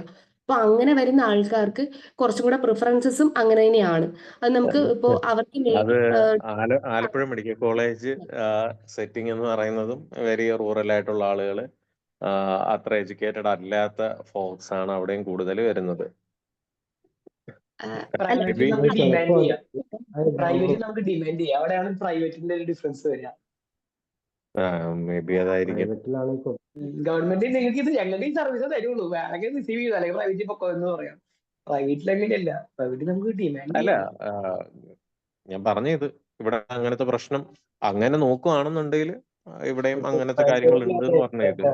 സെറ്റിംഗ് അത്ര അഡ്വാൻസ്ഡ് ആയിട്ടുള്ള ഒരു സെറ്റിംഗ് ഉള്ള സ്ഥലമല്ല, ഭയങ്കര സെൻസിറ്റീവ് ആയിട്ടുള്ള ഒരു സ്ഥലമാണ്. പേഷ്യന്റ് ഇവിടെ വന്ന് ഡിമാൻഡ് ചെയ്യുന്ന അതാണ്.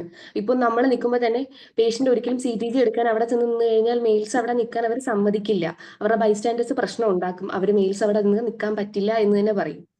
അങ്ങനത്തെ രീതിയിൽ അവിടെ പ്രശ്നം ഉണ്ടാക്കുന്ന സ്ഥലങ്ങൾ ഏരിയാസും കൂടിയാണ്. അതിന്റെ കുറച്ചും കൂടെ കാര്യങ്ങളാണ് ഞാൻ പറഞ്ഞത്. പിന്നെ ഞാൻ പറഞ്ഞല്ലോ, ഇതെല്ലാം കുറച്ചും കൂടെ പേഴ്സണലി നമ്മൾ ഇൻഡിവിജ്വലി സ്റ്റാർട്ട് ചെയ്യേണ്ട സാധനമാണ്. ഇപ്പോ ഇതിവിടെ അങ്ങനെയല്ല, ഈ സിസ്റ്റം വർക്ക് ചെയ്യുന്ന ഇങ്ങനെയല്ല എന്നാൽ സിസ്റ്റത്തിലുള്ള ആൾക്കാർ അവിടെ നിന്ന് പറഞ്ഞ് മനസ്സിലാക്കി അവർക്കത് ഓക്കെ ആക്കാൻ പറ്റുകയാണെങ്കിൽ പിന്നെയും ഓക്കെയാണ്. പക്ഷെ ഇതിപ്പോ പറഞ്ഞതുപോലെ തന്നെ പ്രൈവറ്റ് കോളേജാണ്. അപ്പോൾ വരുന്ന പേഷ്യൻസിനെ കൺസിഡർ ചെയ്യണം എന്നുള്ള സാധനം അവിടെ കുറച്ചും കൂടി വരുന്നത് കൊണ്ട് നമ്മുടെ ഡിപ്പാർട്ട്മെന്റും പറയുന്നത് ഇല്ല, മെയിൽസ് അങ്ങോട്ട് വരണ്ട, മെയിൽസ് CTG എടുക്കണ്ട, അവിടുത്തെ റൂൾ അതാണ്. അപ്പൊ നമുക്ക് അവിടെ എടുക്കില്ല. അത് ചെയ്യാൻ വേണ്ടി ഫീമെയിൽ ഡോക്ടേഴ്സ് തന്നെ പോകേണ്ടി വരും. അതാണ് അവിടെ സംഭവിക്കുന്നത്. പക്ഷേ അങ്ങനെ പറയാം. ഒരു മിനിറ്റ്, ഞാനിവിടെ ഗൈനക്കിൽ പോസ്റ്റ് ഗ്രാജുവേഷൻ ചെയ്തുകൊണ്ടിരിക്കുന്ന സ്റ്റുഡന്റ് ആണ് അനന്തപുരി ഹോസ്പിറ്റലിൽ. അപ്പൊ എന്റെ ജൂനിയർ ഒരു മെയിലാണ്. അപ്പം ഡോക്ടർ പറഞ്ഞ കണക്ക് അത്ര വലിയ ഇഷ്യൂസ് ഇല്ല. ലൈക്ക് മെയിൽ ഡോക്ടേഴ്സ് ആണെങ്കിലും അവർ പ്രോപ്പറായിട്ട് കമ്മ്യൂണിക്കേറ്റ് ചെയ്യും, പ്രോപ്പറായിട്ട് പേഷ്യന്റിനെ ഹാൻഡിൽ ചെയ്യുകയാണെങ്കിൽ അവർക്ക് കാര്യം. അല്ല, അതെനിക്ക് മനസ്സിലായി. ജൂനിയർ മലയാളിയാണോ? സോറി, മലയാളിയാണോ ജൂനിയർ? ജൂനിയർ മലയാളിയാണ്, മെയിൽ ഡോക്ടറാണ്. അതുപോലെ തന്നെ റൊട്ടേഷണൽ പോസ്റ്റിംഗ്സ് ആയിട്ട് എമർജൻസി മെഡിസിനിലെ കുട്ടികളൊക്കെ വരാറുണ്ട്. അതിൽ ഇൻട്രസ്റ്റ് ഉള്ള കുട്ടികളാണെങ്കിൽ കൺസൾട്ടൻസ് അവര് ഡെലിവറിക്കൊക്കെ നിർത്തിയും അവർക്കും ചാൻസസ് ഒക്കെ കൊടുക്കാറുമുണ്ട്. അത് ഞാൻ അല്ല, ഞാൻ ഒരു സിറ്റുവേഷൻ പറഞ്ഞതാണ്. ഞങ്ങൾ രണ്ടുപേരും പറഞ്ഞത് അതേ സിറ്റുവേഷൻ ആണ്. ഇപ്പൊ ഞാൻ പറഞ്ഞില്ലേ, ഇപ്പൊ ഡെലിവറി കാണാം. ഇപ്പൊ നോർമൽ ഡെലിവറി നമ്മൾ എന്തായാലും കാണണം, അത് അസിസ്റ്റ് ചെയ്യണം എന്നുള്ളത് നമ്മുടെ കരിക്കുലത്തിന്റെ ഒരു പാർട്ടാണ്. ആ സമയത്ത് സ്റ്റുഡൻസ് വരാറുണ്ട്. അതിന് ഓക്കെ ആയിട്ട് കൺസെന്റിന് അത് വില്ലിംഗ് ആയിട്ടുള്ള ആൾക്കാരെ കൊണ്ട് നമ്മളത് ചെയ്യിപ്പിക്കാറുണ്ട്. വില്ലിംഗ് അല്ലാത്തവരുടെ കാര്യമാണ് പറഞ്ഞത്. അങ്ങനത്തെ ഒരു സിറ്റുവേഷനും ഉണ്ട്. അത് എക്സിസ്റ്റ് ചെയ്യുന്നുള്ള ഫാക്ട് നമ്മൾ ഒഴിവാക്കാൻ പാടില്ല. രണ്ട് സിറ്റുവേഷൻസ് എക്സിസ്റ്റ് ചെയ്യുന്നുണ്ട്. അല്ലാണ്ട് ഇത് ഇങ്ങനെ ഡിസ്ക്രിമിനേഷൻ മാത്രമാണ് എന്നല്ല ഞാൻ പറഞ്ഞത്. രണ്ട് സിറ്റുവേഷൻസും എക്സിസ്റ്റ് ചെയ്യുന്നുണ്ട്. നമ്മൾ അതിനെയാണ് മനസ്സിലാക്കേണ്ടത്. അടുത്തത് SCKനെ കുറിച്ചിട്ട് ഒരു ഇൻട്രോ, ഒരു ചെറിയൊരു ബ്രീഫ് സ്റ്റോറി, അതിന്റെ എന്തൊക്കെയാണ് ചെയ്യുന്നത്, ആ ഫോക്കസ് ഗ്രൂപ്പുകളെ കുറിച്ചിട്ടും, പിന്നെ ഇതിൽ നമുക്ക് എന്തെങ്കിലും ചെയ്യാൻ പറ്റിയ ഒരു ഡോക്ടേഴ്സ് ആയിട്ട് അതുപോലെ അങ്ങനെ വോളണ്ടിയർ ചെയ്യുക, അല്ലെങ്കിൽ നമുക്ക് സ്കോപ്പുള്ള എന്തെങ്കിലും പ്രൊഡക്റ്റ് ഉണ്ടോ, ഫോക്കസ് ഗ്രൂപ്പ് ഉണ്ടോ എന്നൊന്നും പറഞ്ഞു തന്നാൽ. നിങ്ങളുടെ NGO, നിങ്ങളുടെ വർക്ക് എന്താണ്? നമ്മളൊരു സ്റ്റാർട്ട് ചെയ്തത് 2021 ഒരു സോഷ്യൽ മീഡിയ മൂവ്മെന്റ് ആയിട്ടാണ് സെക്സ്വൽ എഡ്യൂക്കേഷൻ കേരള എന്നുള്ളൊരു മൂവ്മെന്റ് സ്റ്റാർട്ട് ചെയ്തത്. ഇനീഷ്യലി ഇതൊരു എന്റെ കുറച്ച് പിയർ ഗ്രൂപ്പും എന്റെ ഫ്രണ്ട്സുമായിട്ട് സെക്സ്വൽ എഡ്യൂക്കേഷനിൽ എന്തെങ്കിലും ഒരു കണ്ടന്റ് ക്രിയേഷൻ ചെയ്യണം എന്ന രീതിയിൽ ചിന്തിച്ചുകൊണ്ടിരുന്ന, അല്ലെങ്കിൽ സെക്സ്വൽ എഡ്യൂക്കേഷൻ പഠിക്കണം എന്ന് ആഗ്രഹിക്കുന്ന കുറച്ച് പ്രൊഫഷണൽസിന്റെ ഒരു ടീമായിരുന്നു.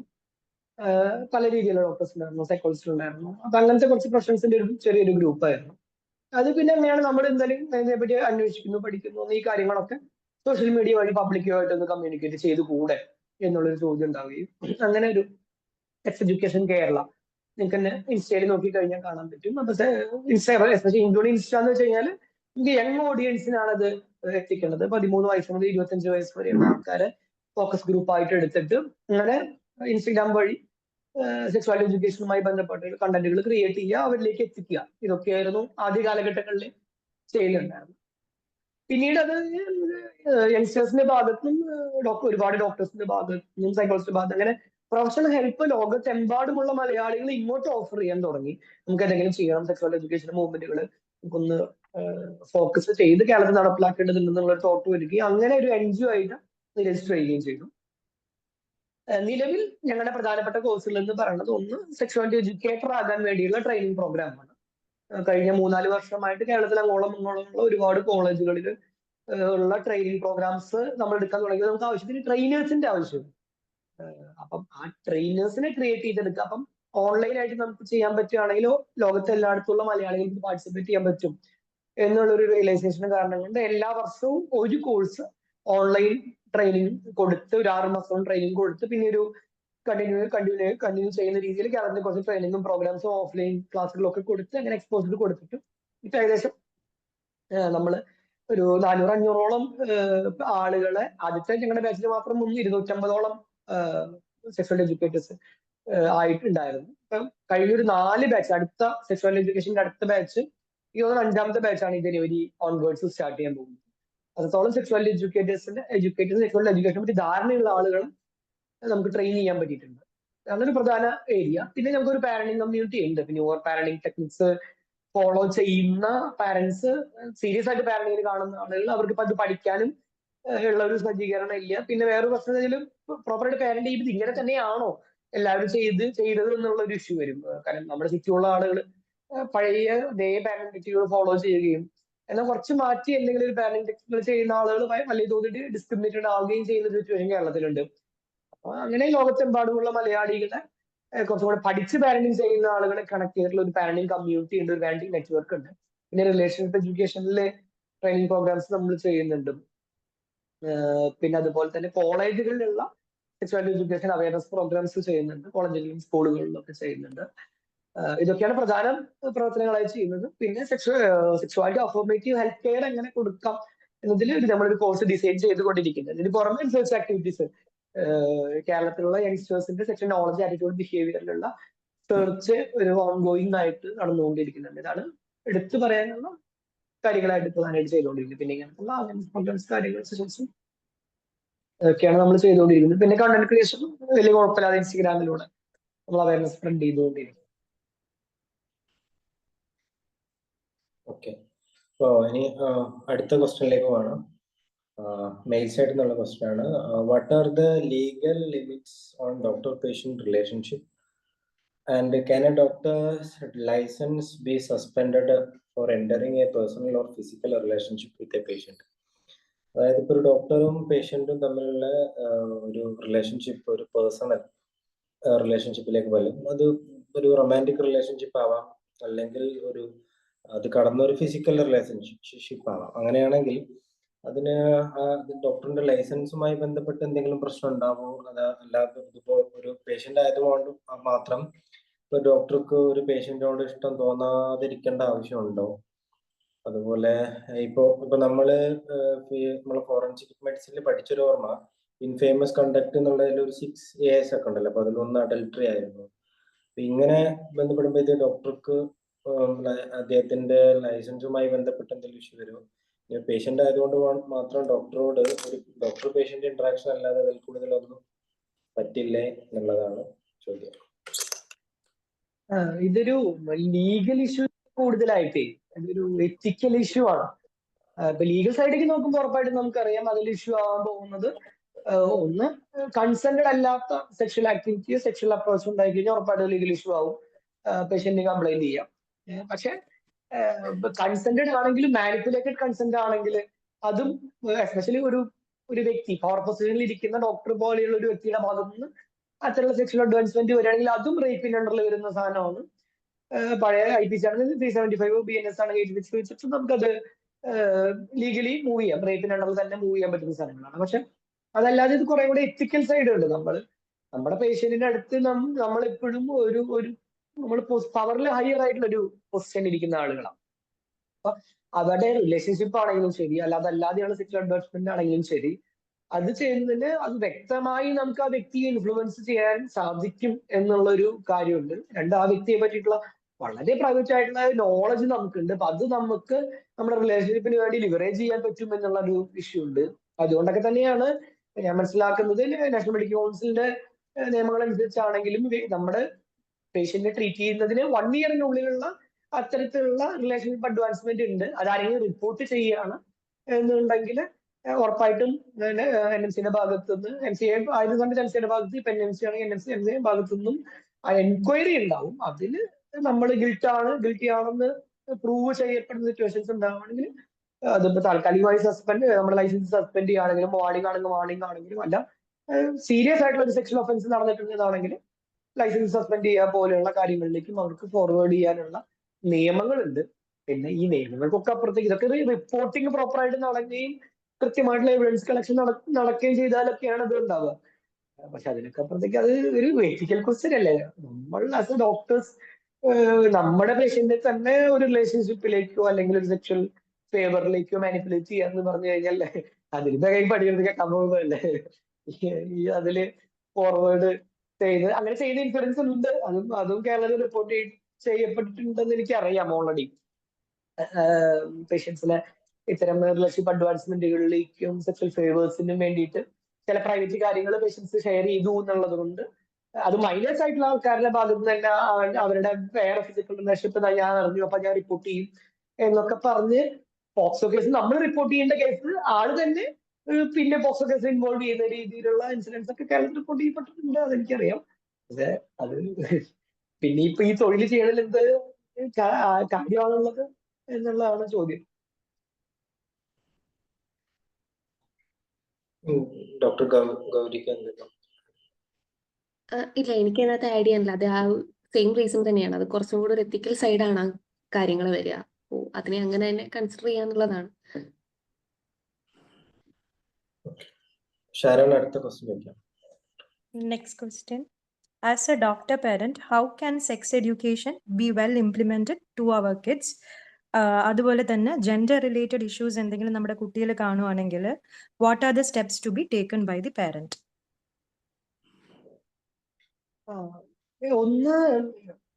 ഒന്നാമത്തെ കാര്യം സെക്സ്വാലിറ്റി എഡ്യൂക്കേഷൻ എന്ന് പറഞ്ഞൊരു സിംഗിൾ സാധനം ഇതങ്ങ് പഠിച്ചു കഴിഞ്ഞാൽ ആദ്യം ഇംപ്ലിമെന്റ് ചെയ്യാം. അങ്ങനെയല്ല. ബേസിക്കലി നമ്മൾ കുട്ടികളെ പഠിപ്പിച്ചു കൊടുക്കുകയല്ല, നമ്മള് ലേൺ ചെയ്തെടുക്കുന്ന സെക്സ്വൽ എഡ്യൂക്കേഷനെ പറ്റിയിട്ടുള്ള ധാരണകൾ എത്രത്തോളം ഉണ്ട് അത് കുട്ടികളിലേക്ക് റിഫ്ലക്ട് ചെയ്യാണ് ചെയ്യുക. നമ്മൾ ആ കണ്ടന്റിനപ്പുറത്തേക്ക് നമ്മുടെ ബിഹേവിയറിലും പാറ്റേണിലും നമുക്ക് എത്രത്തോളം ഇംപ്ലിമെന്റ് ചെയ്യാൻ പറ്റുന്നുണ്ട്.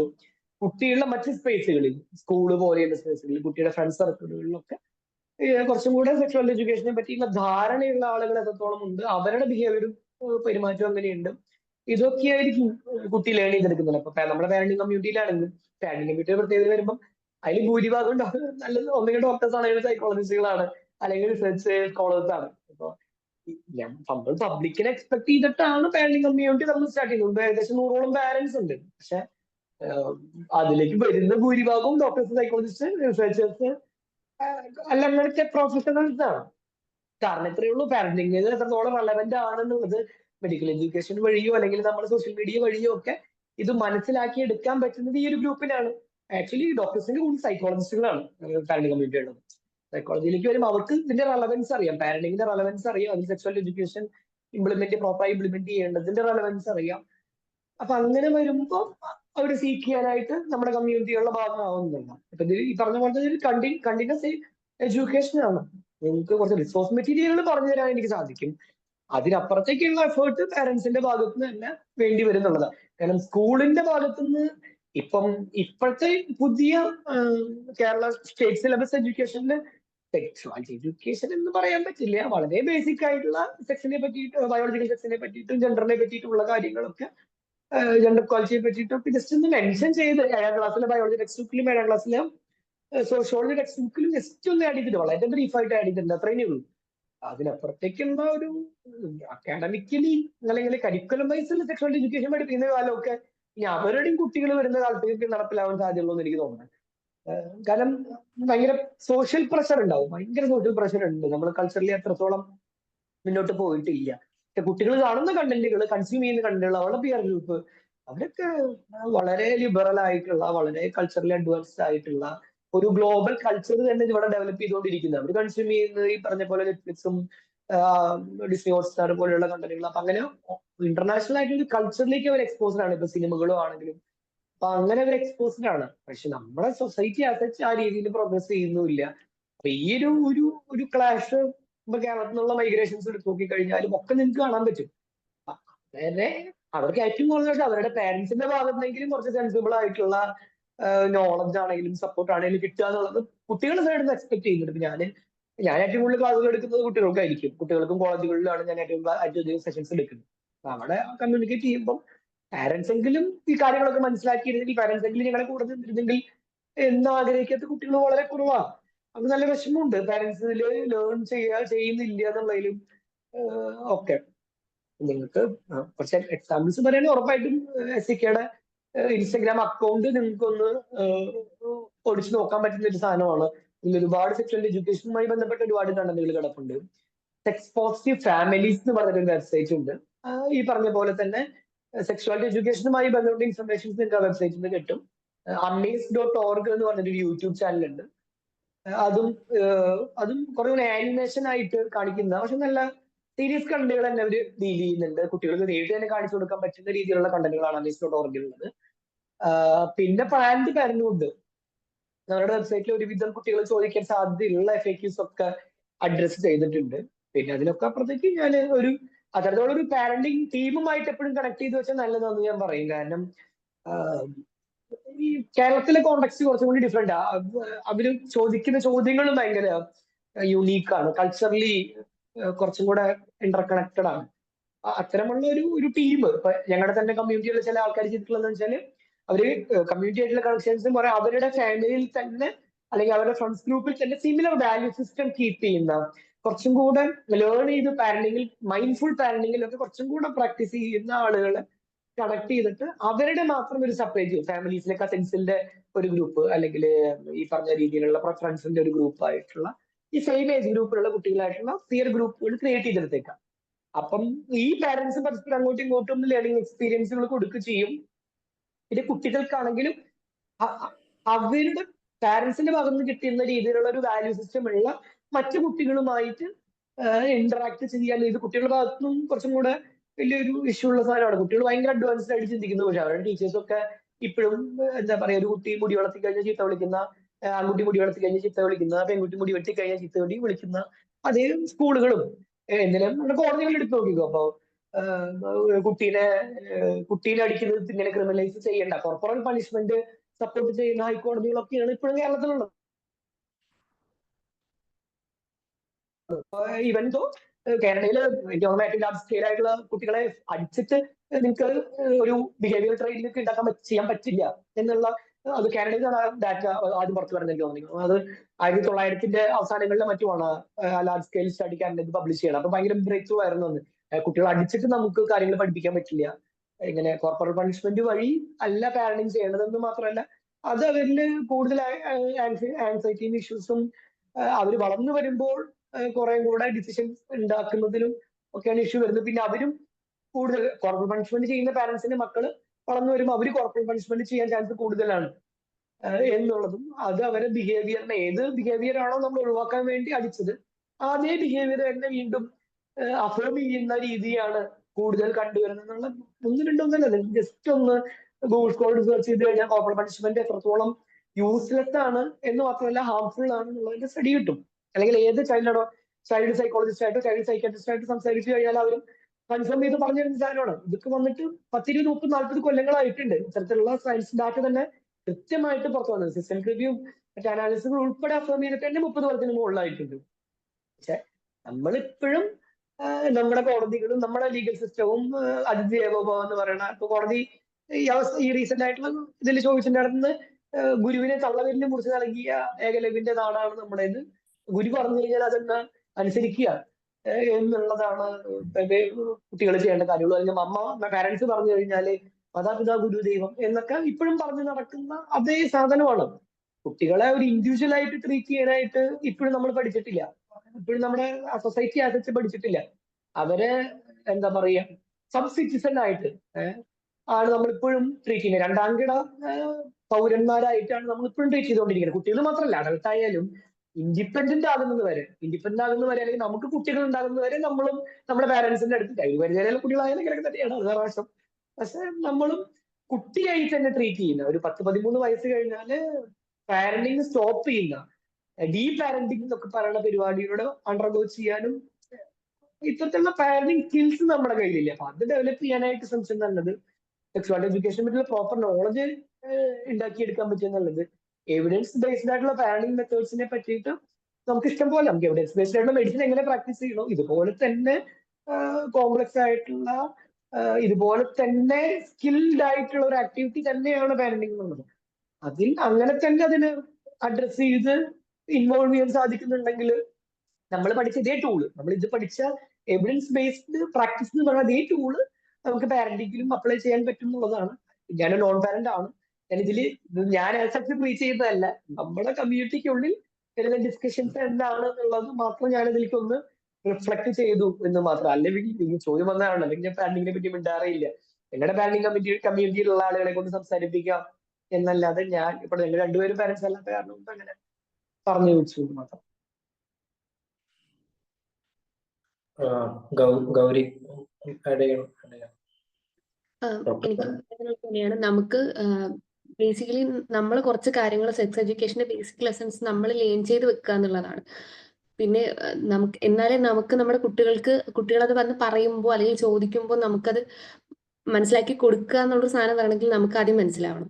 പക്ഷെ എനിക്ക് മനസ്സിലായിടത്തോളം ഇപ്പൊ ഈ പറഞ്ഞ പോലെ കുറെ നമ്മൾ സംസാരിച്ച പല ഇഷ്യൂസിനെ കുറിച്ച് പറയുമ്പോൾ അതിനെക്കുറിച്ച് കൂടുതൽ ചിന്തിക്കാൻ, അല്ലെങ്കിൽ നമ്മളിപ്പോ ഔട്ട് ഓഫ് ദ ബോക്സ് ചിന്തിക്കാൻ ശ്രമിക്കാതെ പോകുന്ന കുറെ പേരുണ്ട്. അതിനപ്പുറത്തേക്ക് നമ്മളും കുറച്ചും കൂടി ഇതൊക്കെ എന്താണ്, ഇതിനെ ഉണ്ടാക്കുന്ന സോഷ്യൽ ഇമ്പാക്ട്സിനെ കുറിച്ചും കാര്യങ്ങളെ കുറിച്ചൊക്കെ നമ്മൾ കുറച്ച് ലേൺ ചെയ്ത് വെക്കുക എന്നുള്ളതാണ് ബേസിക്. അത് കഴിഞ്ഞിട്ടാണ് പിന്നെ പേരന്റിങ് എന്നുള്ളൊരു സാധനത്തിൽ വരുന്നത്. പിന്നെ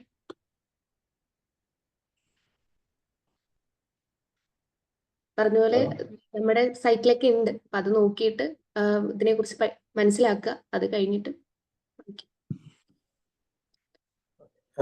അടുത്ത ചോദ്യത്തിലേക്ക് പോകണം. Is it beneficial to route female patient to female GP and male patients to male GP when both are available? അതായത് ഇപ്പോൾ ഒരു ഹോസ്പിറ്റലിൽ നമുക്ക് ഫീമെയിൽ ഡോക്ടറും ഉണ്ട്, മെയിൽ ഡോക്ടറും ഉണ്ട്. അപ്പോൾ ഫീമെയിൽ പേഷ്യൻസിനെ ഫീമെയിൽ ഡോക്ടർ എടുത്തേക്കും, മെയിൽ പേഷ്യൻറ്റിനെ മെയിൽ ഡോക്ടർ എടുത്തേക്കും റൂട്ട് ചെയ്യുന്നത് ഗുണകരമാണോ എന്നുള്ളതാണ്. ഇപ്പൊ നമ്മളിപ്പോ ഒരു നോൺ റുട്ടീൻ പ്രാക്ടീസ് അങ്ങനെയാണ്, അപ്പോൾ അത് ഗുണകരമാണോ എന്നുള്ളതാണ്. ആക്ച്വലി ഡാറ്റ അങ്ങനെയാണ് സജസ്റ്റ് ചെയ്യുന്നത്. റീസെന്റ് ആയിട്ട് ഈ സെയിം ജനറൽ പ്രാക്ടീസസിന്റെ ഇടയിൽ തന്നെ, കൺട്രി ഞാൻ ഓർക്കുന്നില്ല, ഞാൻ തപ്പെടുത്തു കഴിഞ്ഞാൽ ആർക്കെങ്കിലും വേണമെങ്കിൽ ആയിട്ട് എടുത്തു തരാം. അത് ഇച്ചിരി ലാജിക്കൽ സ്റ്റഡി തന്നെയായിരുന്നു. അതിലും കാണിക്കുന്നത് ഫീമെയിൽ പേഷ്യൻസ് ഫീമെയിൽ ജനറൽ പ്രാക്ടീഷണറിന്റെ അടുത്ത് പോകുമ്പോൾ ഡിസീസുകൾ കുറെ കൂടെ ഓപ്പൺ അപ്പ് ചെയ്യാനുള്ള സാധ്യതകൾ കൂടുതലുണ്ട് എന്നുള്ള ഒരു റിസർച്ച് ഡാറ്റ ഓൾറെഡി പുറത്തു വന്നിട്ടുണ്ടായിരുന്നു. അപ്പം അത് ഉറപ്പായിട്ട് നമുക്ക് ലോജിക്കലി തിങ്ക് ചെയ്യുമ്പോഴും, നമുക്ക് കൾച്ചറലി ആണെങ്കിലും സെയിം ജെൻഡറിൽ ഒരാളുടെ അടുത്ത് ഓപ്പൺ അപ്പ് ചെയ്യാനുള്ള, എസ്പെഷ്യലി ജനറ്റിക് യൂറിനറി സിംപ്റ്റംസുമായി ബന്ധപ്പെട്ട കാര്യങ്ങളോ അല്ലെങ്കിൽ വേറെ ഏതെങ്കിലും പ്രൈവറ്റ് ആയിട്ടുള്ള കാര്യങ്ങളോ ഓപ്പൺ അപ്പ് ചെയ്യാനുള്ള സാധ്യതകൾ കൂടുതലാണ്. എനിക്ക് തോന്നുന്നത് അത് ആ പേഷ്യന്റ് ജെൻഡർ ഇറ്റ്സ് അഫേമിംഗ് ആയിരിക്കും. നമ്മളെ സംബന്ധിച്ച് കുറച്ചും കൂടെ ഹിസ്റ്ററി ടേക്കിങ്ങിൽ അത് വ്യത്യാസങ്ങൾ വരുത്താൻ സാധ്യതയുണ്ട് എന്നുള്ളതാണ് തോന്നുന്നത്. അത് നമുക്ക് ലോജിക്കലി ചിന്തിക്കുമ്പോൾ അതിനുള്ള സാധ്യതകളുണ്ട്. നമ്മള് കേരളം ആസ് കുറച്ചുകൂടി അഡ്വാൻസ്ഡ് ആണ്. ഇന്ത്യയുടെ കോണ്ടക്സ്റ്റിലേക്ക് വരുമ്പോൾ അങ്ങനെ ഇന്ന ജെൻഡറിലുള്ള ഒരു ഡോക്ടർ തന്നെ വേണം എന്ന് നമുക്ക് വാശി പിടിക്കാനായിട്ട് പറ്റുന്ന അത്രയും സർപ്ലസ് ആയിട്ടുള്ള ഒരു കൺട്രി അല്ല ഇന്ത്യ. ആ ഒരു കോണ്ടക്സ്റ്റിലേക്ക് വരുമ്പോൾ നമുക്ക് കുറച്ചും കൂടെ ഞാൻ അഫേം ചെയ്യും, ഞാൻ നിങ്ങളുടെ കേസ് സെൻസിബിൾ ആയിരിക്കും, സെൻസിറ്റീവ് ആയിരിക്കും എന്നുള്ള ഒരു നോളജ് കൊടുക്കാൻ പറ്റിക്കുന്നതാണ്. ഇപ്പം ക്യൂർ കമ്മ്യൂണിറ്റിയിലേക്ക് വരുമ്പോൾ ക്യൂർ കമ്മ്യൂണിറ്റിയുമായി ബന്ധപ്പെട്ട് അവർ അഫേം ചെയ്യുന്ന രീതിയിലുള്ള ഒരു റിസർച്ച് ഡാറ്റ ഉണ്ട്.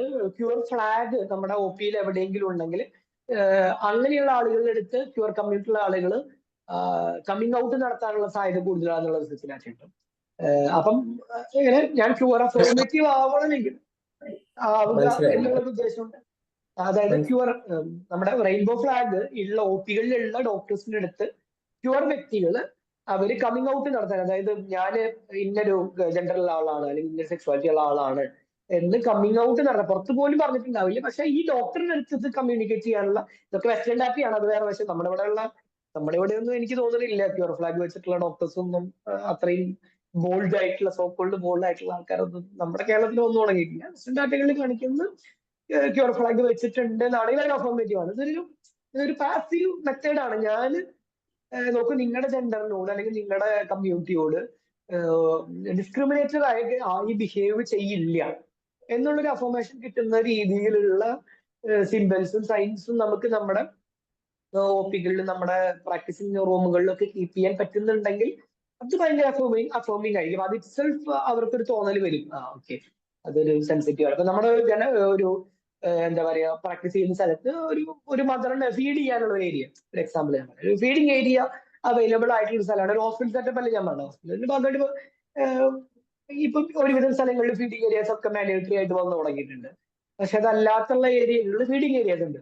പക്ഷെ അവിടെ ഒരു വ്യക്തി പോയി ഫീഡ് ചെയ്യണമെന്ന് പോലും ഇല്ല. അത് അവിടെ ഇരിക്കുന്ന ഒരു മെയിൽ ഡോക്ടർ ആണെങ്കിലും എന്നോട് കുറച്ച് കൺസിഡറേറ്റ് ആയിരിക്കും, ഞാനൊരു ഫീഡിങ് മദർ ആണെങ്കിലും എന്നോട് കൺസിഡർ ആയിരിക്കും എന്നുള്ളൊരു ഫീലിംഗ് അപ്പൊ തന്നെ ആ വ്യക്തിക്ക് കിട്ടി. ഓക്കെ, എന്നോട് കുറച്ചുകൂടി സെൻസിബിൾ ആയിട്ട് പെരുമാറാനുള്ള സാധ്യതയുണ്ട്. അപ്പൊ ആ വ്യക്തിയുടെ അടുത്തായിരിക്കും ചിലപ്പോ എന്താ പറയാ മാസ്റ്റൈറ്റിസ് എന്നൊരു കംപ്ലൈന്റ് പറയാൻ സാധ്യത ചിലപ്പം, അല്ലെങ്കിൽ അത് കണ്ടില്ല എന്നാണെങ്കിൽ ചിലപ്പോ ചെസ്റ്റ് പെയിൻ എന്നായിരിക്കും ഇതേ സിംറ്റം ഡിസ്ക്രൈബ് ചെയ്യാൻ സാധ്യതയുള്ളത്. ഒരു എക്സാമ്പിൾ പോലെ പറഞ്ഞതാ. അപ്പം എനിക്ക് ജെൻഡറിനപ്പുറത്തേക്ക് എന്റെ ജെൻഡറിലെ എന്റെ സിറ്റുവേഷനോട് എംപത്തൈസ് ചെയ്യാൻ സാധ്യതയുള്ള ഒരു വ്യക്തി എന്നുള്ളൊരു സാധനം അവിടെ ഉണ്ട് എന്നാണെങ്കിൽ അതൊരു നല്ലൊരു സാധനമാണ്. ഞാനൊരു ഇന്ന സാധനം അങ്ങനെ എനിക്ക് ലിസ്റ്റ് ഔട്ട് ചെയ്യാൻ പറ്റില്ല, ഇന്ന നിങ്ങൾ ചെയ്താൽ മതി, നിങ്ങൾ കുറെ കൂടെ എംപത്തറ്റിക് ആയിട്ട് അവർക്ക് ഫീൽ ചെയ്യാം, അങ്ങനെ എനിക്ക് പറയാൻ പറ്റില്ല. പക്ഷെ നിങ്ങളുടെ സിറ്റുവേഷൻസ് എങ്ങനെയാണ്, നിങ്ങൾ നിൽക്കുന്ന ഒരു കൾച്ചറിൽ എങ്ങനെയാണ്, ഇപ്പൊ നിങ്ങളൊരു കാസ്റ്റ് ഡിസ്ക്രിമിനേഷൻ ഉള്ള ഒരു സ്ഥലത്ത് നിന്ന് ഉള്ള ഒരാളാണ്. അപ്പൊ അങ്ങനെയാണ് നിങ്ങളുടെ ഒപിയില് ഒരു അംബേദ്കറിന്റെ ഒരു ഇമേജ് ഉള്ളത്. അങ്ങനെയുള്ള ഓഫീസ് ഞാൻ കണ്ടിട്ടുണ്ട്. അംബേദ്കറിന്റെ ഒരു ഇമേജ് ഉള്ളത് ചിലപ്പോൾ അവർ കുറച്ചും കൂടെ ഓപ്പൺ അപ്പ് ചെയ്യാനും കുറച്ചും കൂടെ കംഫർട്ടബിൾ ആയി നമ്മളോട് സംസാരിക്കാനും ചിലപ്പോൾ കാരണമായിരിക്കും. ഒരു എക്സാമ്പിൾ പറഞ്ഞത്. അങ്ങനെ ഓപ്പൺ ആയിട്ടുള്ള ക്യൂസ്, അഫർമേറ്റീവ് ക്യൂസ് നിങ്ങളുടെ കൾച്ചർ, നിങ്ങളുടെ സൊസൈറ്റി, നിങ്ങളുടെ പേഷ്യന്റ് പോപ്പുലേഷൻ എന്താണോ എന്നതിനനുസരിച്ച് വെക്കുന്നതും, കാഴ്ചയിൽ മാത്രമല്ല നമ്മുടെ സംസാരത്തിൽ അങ്ങനെ അഫർമേറ്റീവ് ആയിട്ടുള്ള സംസാരങ്ങൾ ഉണ്ടാവുന്നതും എപ്പോഴും ബെനിഫിഷ്യൽ ആയിരിക്കും എന്നാണ് എൻ്റെ ഒരു ഫീലിംഗ് മേടിക്കുന്നതിനിടയിൽ.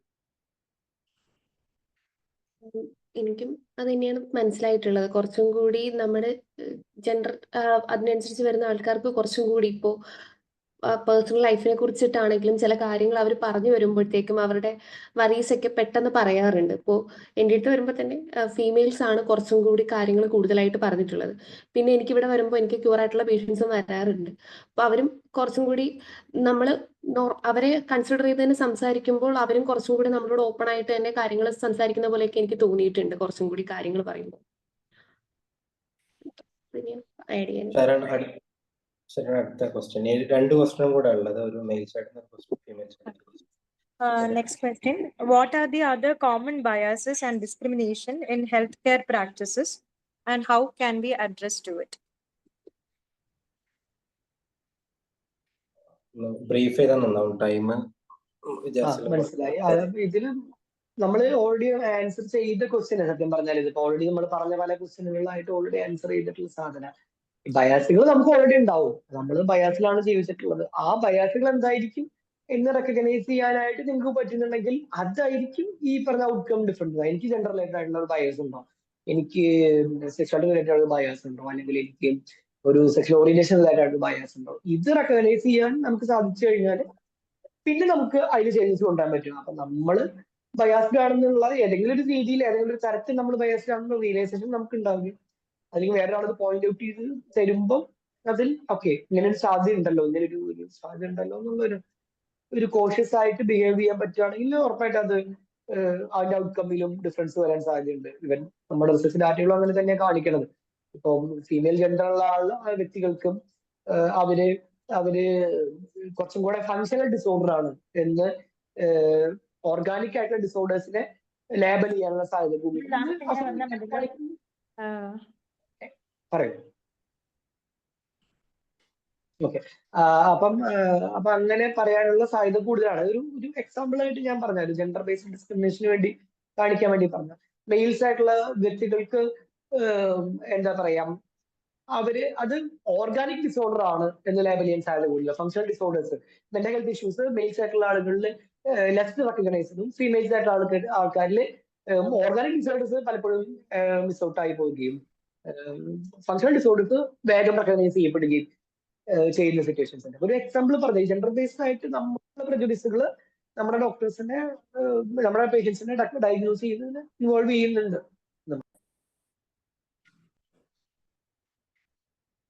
ഓക്കെ, ലാസ്റ്റ് ക്വസ്റ്റ്യൻ നമുക്ക് ഹലോ കേൾക്കുന്നില്ലേ? നമുക്ക് ഒരു how can we address the domestic abuse at individual patient level and empower patient? ഒരു ചോദ്യം വന്നത് ഇങ്ങനെയാണ്, അതായത് ഒരു ഡോക്ടറെ എടുത്തിട്ട് ഒരു ഫീമെയിൽ പേഷ്യന്റ് വന്നിട്ട് അവർക്ക് ഇഷ്ടമില്ലാത്തൊരു കല്യാണത്തിന് നിർബന്ധിക്കുന്നു എന്ന് പറഞ്ഞു. അപ്പോ എങ്ങനെ നമുക്ക് അങ്ങനത്തെ ഒരു കേസുകൾ നമുക്ക് എങ്ങനെ ഡീൽ ചെയ്യാം, അത് എങ്ങനെ നമുക്ക് എങ്ങനെ അവരെ എംപവർ ചെയ്യാം എന്നുള്ളതാണ്.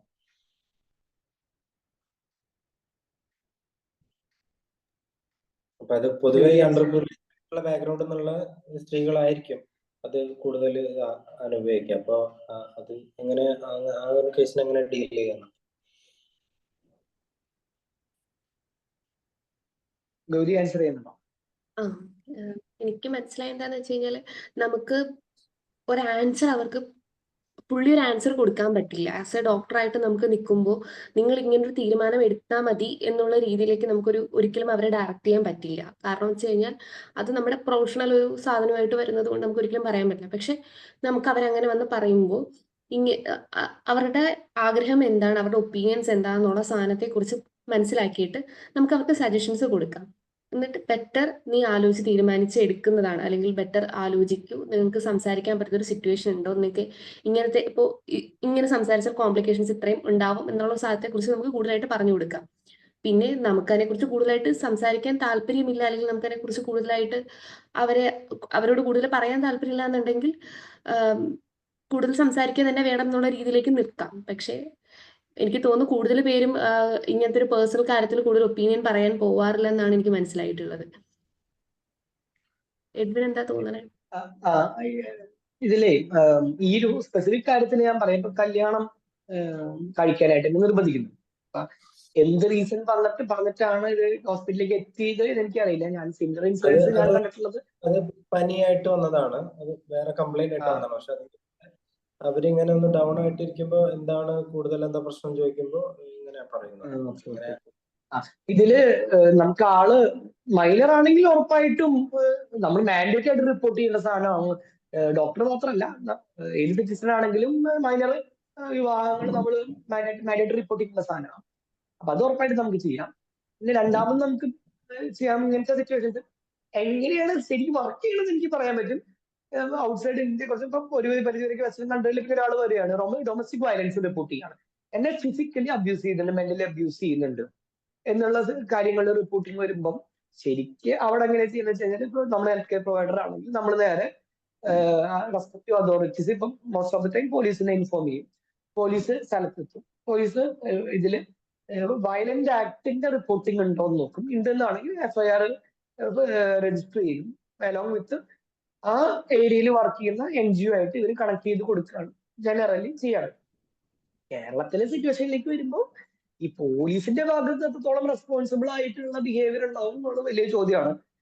ഒരു ഓപ്ഷൻ എന്ന നിലയ്ക്ക് നമുക്ക് വേണമെങ്കിൽ വെക്കാം, അവരോട് കമ്മ്യൂണിക്കേറ്റ് ചെയ്യാം. നമുക്ക് ഇങ്ങനെ മാൻഡേറ്ററി ആയിട്ട് അങ്ങനെ വിവാഹം ചെയ്യിപ്പിച്ചു കൊടുക്കാനുള്ള ഒരു ഇതില്ല, ഇന്ത്യയിലില്ല. നിങ്ങൾക്ക് അങ്ങനെ സിറ്റുവേഷൻ ഉണ്ടെങ്കിൽ പോലീസ് ഹെൽപ്പ് നിങ്ങൾക്ക് ചോദിക്കാം. അത്തരത്തിലുള്ള ഇൻസിഡന്റുകൾ ഇവൻ ഹോസ്പിറ്റലുകൾ റിലേറ്റഡ് ആയിട്ട് തന്നെ എനിക്ക് ഓൾറെഡി അറിയാം. അപ്പൊ അങ്ങനെ പോലീസ് ഇൻവോൾവ് ചെയ്തിട്ട് ആക്ച്വലി വീട്ടുകാര് ഡോക്ടർ തന്നെയാണ്, പക്ഷേ ഞാൻ മെഡിക്കൽ കോളേജിൽ നിന്ന് പിടിച്ചുകൊണ്ട് പോകാനായിട്ട് വീട്ടുകാർ വന്നു കല്യാണം കഴിപ്പിക്കാൻ വേണ്ടിയിട്ട്. ആള് പോലീസിനെ ഇൻഫോം ചെയ്തു. പോലീസ് വന്നു. ആള് പറഞ്ഞു സമ്മതിക്കില്ല, ആൾ അഡൽട്ട് ആയിട്ടുള്ള ഒരാളാണ്, നിങ്ങളെ ആൾക്ക് നിങ്ങൾക്ക് പിടിച്ചുകൊണ്ട് വരാൻ ഇങ്ങനെ വീട്ടിൽ ഇങ്ങനെ നിർബന്ധമായിട്ട് കൊണ്ടുപോകാൻ പറ്റില്ല. അങ്ങനെ അത്തരം കേസുകൾ ഉണ്ടാവുകയാണെങ്കിൽ അടുത്ത ഈ ഒരു അഡ്വാൻസ്മെന്റ് ഉണ്ടായി അവരന്ന് ആക്ച്വലി ഒത്തുതീർപ്പാക്കി. ഇപ്പൊ കേസുകൾ രജിസ്റ്റർ ചെയ്യുന്നില്ല, ഡൊമസ്റ്റിക് അബ്യൂസുമായി ബന്ധപ്പെട്ട കേസുകൾ, വയലൻസുകൾ ഇപ്പോൾ രജിസ്റ്റർ ചെയ്യുന്നില്ല. കാരണം അതിന്റെ ഒരു സിഗ്നിഫിക്കൻസ് എന്താണെന്നുള്ള പോലീസ് അവർക്ക് പറഞ്ഞു കൊടുക്കും. അത് വേറെ വശം. ഡൊമസ്റ്റിക് വയലൻസ് കേസുകളിലും ഭയങ്കര സ്ട്രോങ് ലോസ് ഉള്ള ഒരു കൺട്രിയാണ് ഇന്ത്യ. അത് ആക്ച്വലി പലപ്പോഴും ഉപയോഗിക്കപ്പെടുന്നില്ല എന്നുള്ള വേറെ വശം. അപ്പൊ നമുക്ക് അത്തരം പോലീസ് ഇൻവോൾവ് ചെയ്തിട്ട് ഇടപെട്ടിട്ട് ആളെ നിങ്ങൾ പിടിച്ചുകൊണ്ട് പോവാൻ ചെയ്യാൻ പറ്റില്ല. ആളെ അടുത്തായിട്ടുള്ളതാണ്, ആൾക്ക് ഇഷ്ടമുള്ള സ്ഥലത്ത് ആളെ മാരേജ് ചെയ്യുകയോ താമസിക്കുകയോ ഒക്കെ ചെയ്യാം എന്നുള്ള രീതിയിൽ അത് ഒത്തുതീർപ്പാക്കിയിട്ടുള്ള ഒരു ഇൻസിഡന്റ് എനിക്കറിയാം. അപ്പം സെൻസിബിൾ ആയിട്ടുള്ള ആൾക്കാരുണ്ട് പോലീസിലുണ്ടെങ്കിൽ ഈ കാര്യം നടക്കും. അതല്ലാത്ത പക്ഷം പിന്നെ ഒരുപാട് ഇത്തരം സെയിം ഏരിയകളിൽ വർക്ക് ചെയ്യുന്ന ഡൊമസ്റ്റിക് വയലൻസ് പ്രിവെൻഷന് വേണ്ടി വർക്ക് ചെയ്യുന്ന ഒരുപാട് NGOs ഉണ്ട്. അതുപോലെ ഇനിയിപ്പം ഈ ജെൻഡർ, നമ്മൾ ടോപ്പിക് അതായതുകൊണ്ട് ജെൻഡർ ഡിസ്ക്രിമിനേഷൻ റിലേറ്റഡ് ആയിട്ടുള്ള ടോപ്പിക്കുകളാണ്. SCക്ക് ഉറപ്പായിട്ട് നിങ്ങൾക്ക് ഈ ജെൻഡർ റിലേറ്റഡ് ആയിട്ടുള്ള വയലൻസ് റിലേറ്റഡ് ആയിട്ട് കാര്യങ്ങൾ കോണ്ടാക്ട് ചെയ്യാം. അതല്ലാന്നാണെങ്കിൽ ദിശയുടെ help line, government help line ആണ്, ദിശയുടെ ഹെൽപ്പ് ലൈൻ നിങ്ങൾക്ക് യൂസ് ചെയ്യാൻ പറ്റും. ഇനി അങ്ങനെയല്ല ഇനി ഇത് ദിശ എന്ന് ഉദ്ദേശിച്ചതും നമ്മുടെ ഗവൺമെന്റിൽ ദിശ NGO അല്ല, ദിശ എന്ന് പറഞ്ഞൊരു പോർട്ടലുണ്ട്, ദിശ പോർട്ടൽ, ഈ ഫീമെയിൽ റിലേറ്റഡ് ആയിട്ടുള്ള ഇൻസിഡൻസ് ആണെങ്കിലും. അതല്ലാന്നാണെങ്കിലും ദിശ എന്ന് പറഞ്ഞ NGO ഉണ്ട്, അവരുടെ ഹെൽപ്പ് നിങ്ങൾക്ക് സീക്ക് ചെയ്യാൻ പറ്റും. ഇത് ക്യൂർ ഓർഗനൈസേഷൻ, ഇഗോസ് പോലെയുള്ള ക്യൂർ ഇന്റർസെക്സ് ഓർഗനൈസേഷൻ ഉണ്ട്, ട്രാൻസ്മെൻ ഓർഗനൈസേഷൻസ് ഉണ്ട്, ഇത്തരം ഇൻഡിവിജ്വൽ ഓർഗനൈസേഷൻസ് ഉണ്ട്. അവരെയും കോൾ ചെയ്തിട്ട് അവർക്ക് ഇതിന് ഡയറക്ട്ലി ഇന്റർവെൻഷൻസ് ചെയ്യാൻ സാധിക്കും. അപ്പൊ NGOന് ഇത്തരം ഈ സെയിം ഫീൽഡിൽ വർക്ക് ചെയ്യുന്ന NGOസിന് നിങ്ങൾക്ക് ജസ്റ്റ് ഒന്ന് ഗൂഗിൾ ചെയ്ത് കഴിഞ്ഞാൽ കേരളത്തിലെ NGOസിന്റെ മെയിൻ NGOസിന്റെ തന്നെ ഉടനെ തന്നെ പോപ്പ് ചെയ്ത് വരും. നിങ്ങൾക്ക് അവരെ കോൺടാക്ട് ചെയ്ത് അവരായിട്ട് ഇവരെ കണക്ട് ചെയ്ത് കൊടുക്കുന്ന രീതികളും ഒരു നല്ല രീതിയാണ്. അല്ലെങ്കിൽ ഡയറക്ട്ലി പോലീസ് ഇൻവോൾവ് ചെയ്യിച്ച് സെൻസിബിൾ ആണെങ്കിൽ ചിലപ്പോൾ അതൊന്നും. ഇനി Q&Aയിലേക്ക് പോവാണ്. നമ്മുടെ ടൈം കുറവായതുകൊണ്ടിട്ട് ഒരു ചോദ്യം ചോദിക്കാം. ആർക്കെങ്കിലും ജനറൽ ക്വസ്റ്റ്യൻ എന്തെങ്കിലും ഡൗട്ടോ എന്തെങ്കിലും ഉണ്ടെങ്കിൽ ഒന്ന് ചോദിക്കാം, അല്ലെങ്കിൽ നമ്മൾ വോട്ട് ഓഫ് സെഷൻ ചെയ്തിട്ട് വൈൻഡ് അപ്പ് ചെയ്യാം സെഷൻ. ആർക്കെങ്കിലും ഉണ്ടെങ്കിൽ ഒറ്റ ചോദ്യം അലൗഡ് ആണ്. അൺമ്യൂട്ട് ആക്കിയിട്ട് ചോദിക്കാം.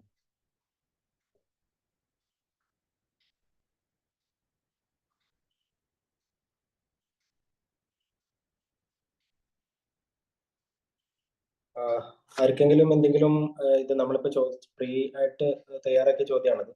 അല്ലാതെ എന്തെങ്കിലും ക്വസ്റ്റ്യൻ ഉണ്ടെങ്കിൽ ചോദിക്കാം. ഒറ്റ ചോദ്യം അലൗഡ് ആണ്.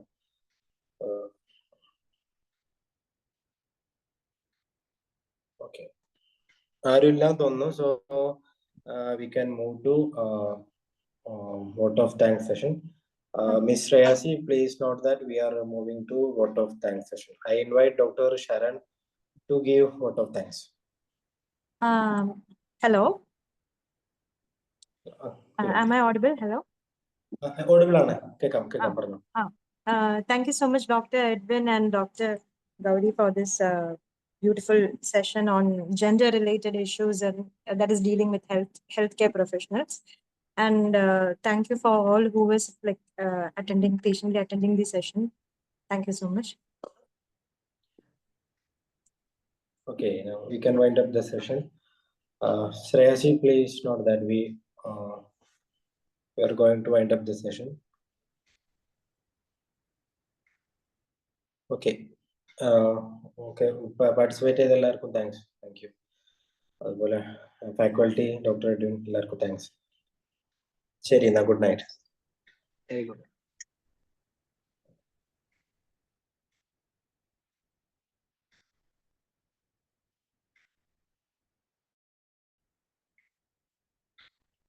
Ms. Shreyasi, the session is over.